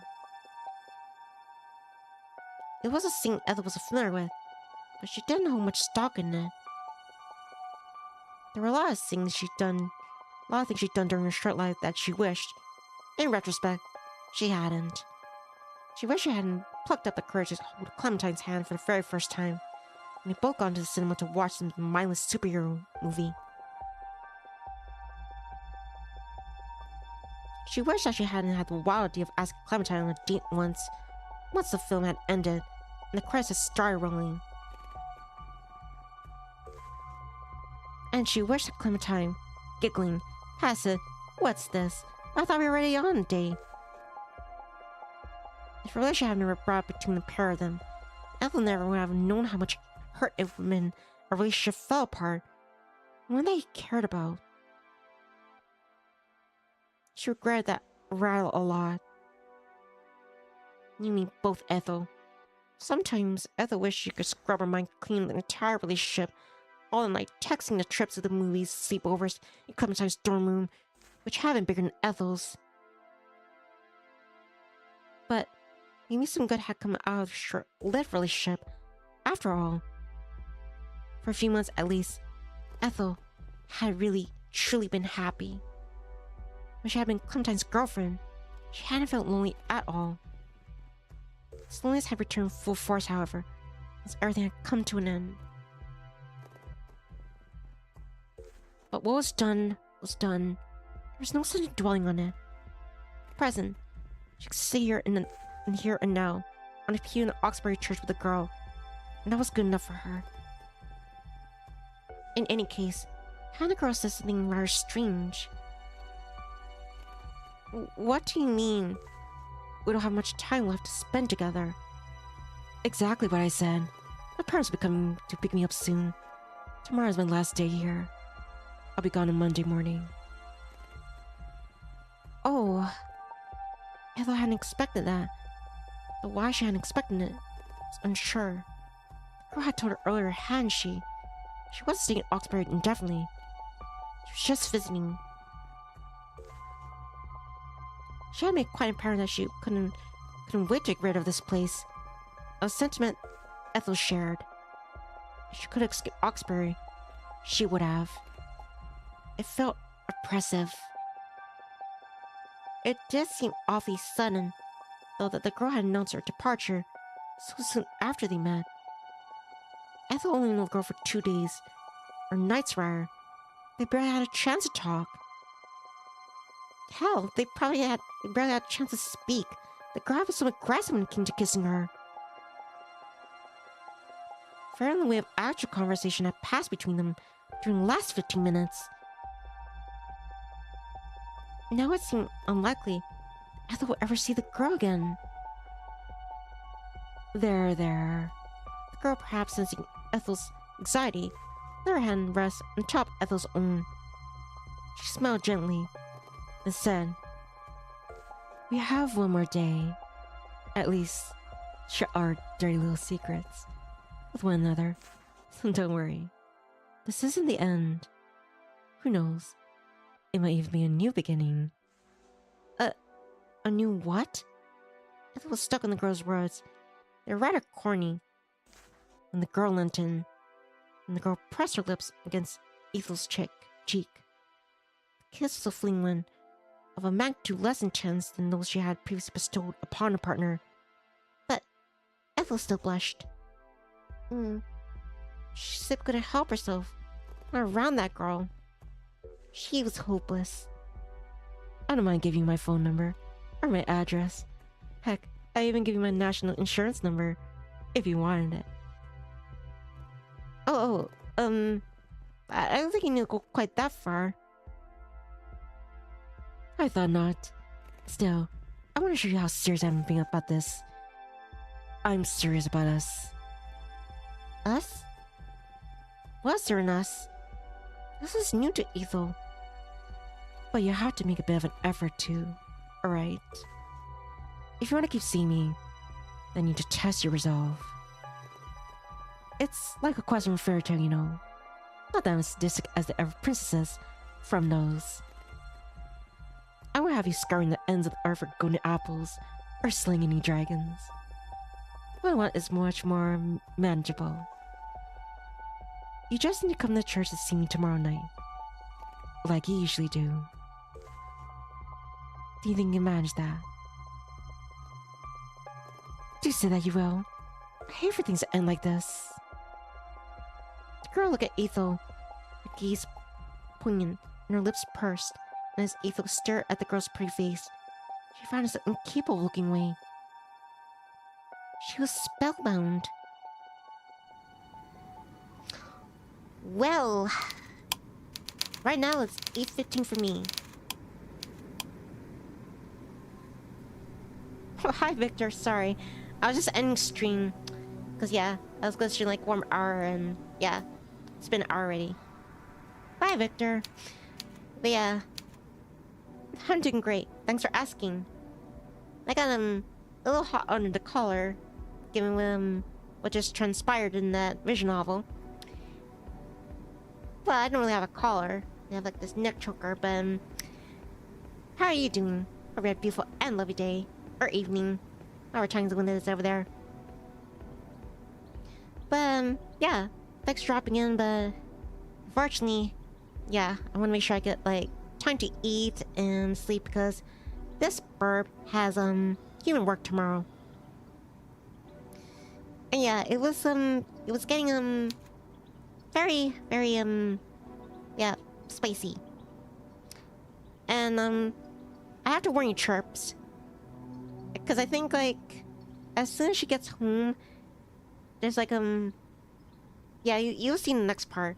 Yeah, this is gonna be part 1. Part 2, I imagine is yeah, I'm gonna have to be I'm gonna be careful of what parts of this vision novel I read, because it gets a bit it gets a little, it goes wild. But yeah, all right. So I'm gonna call it a night. Yeah, I'm not gonna do anything else. No, like Never Dead 2 or yeah. So yeah, my plan tomorrow is just continue this because I want this. I want to see where this goes because I only skimmed this, and yeah, I'm ready. I'm totally what you call. I'm raptured up by this. But anyway, this is Vtuber Nivni Adair, and the chat is safe to come out. Signing out. There, Victor. Thanks again.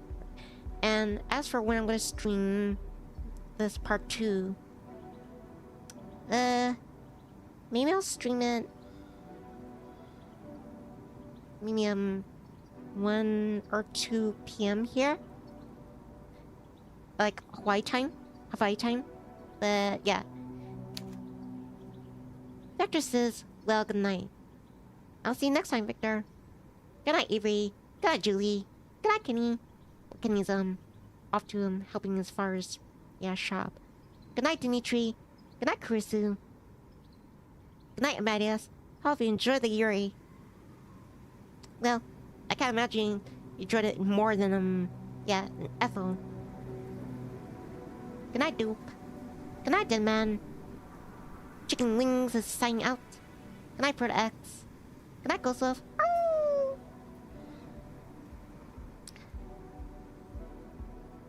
Yeah.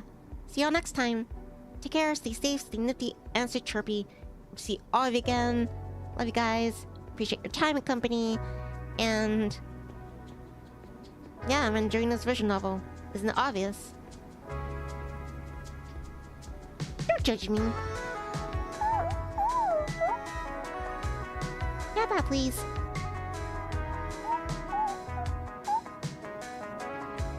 Where? Hey!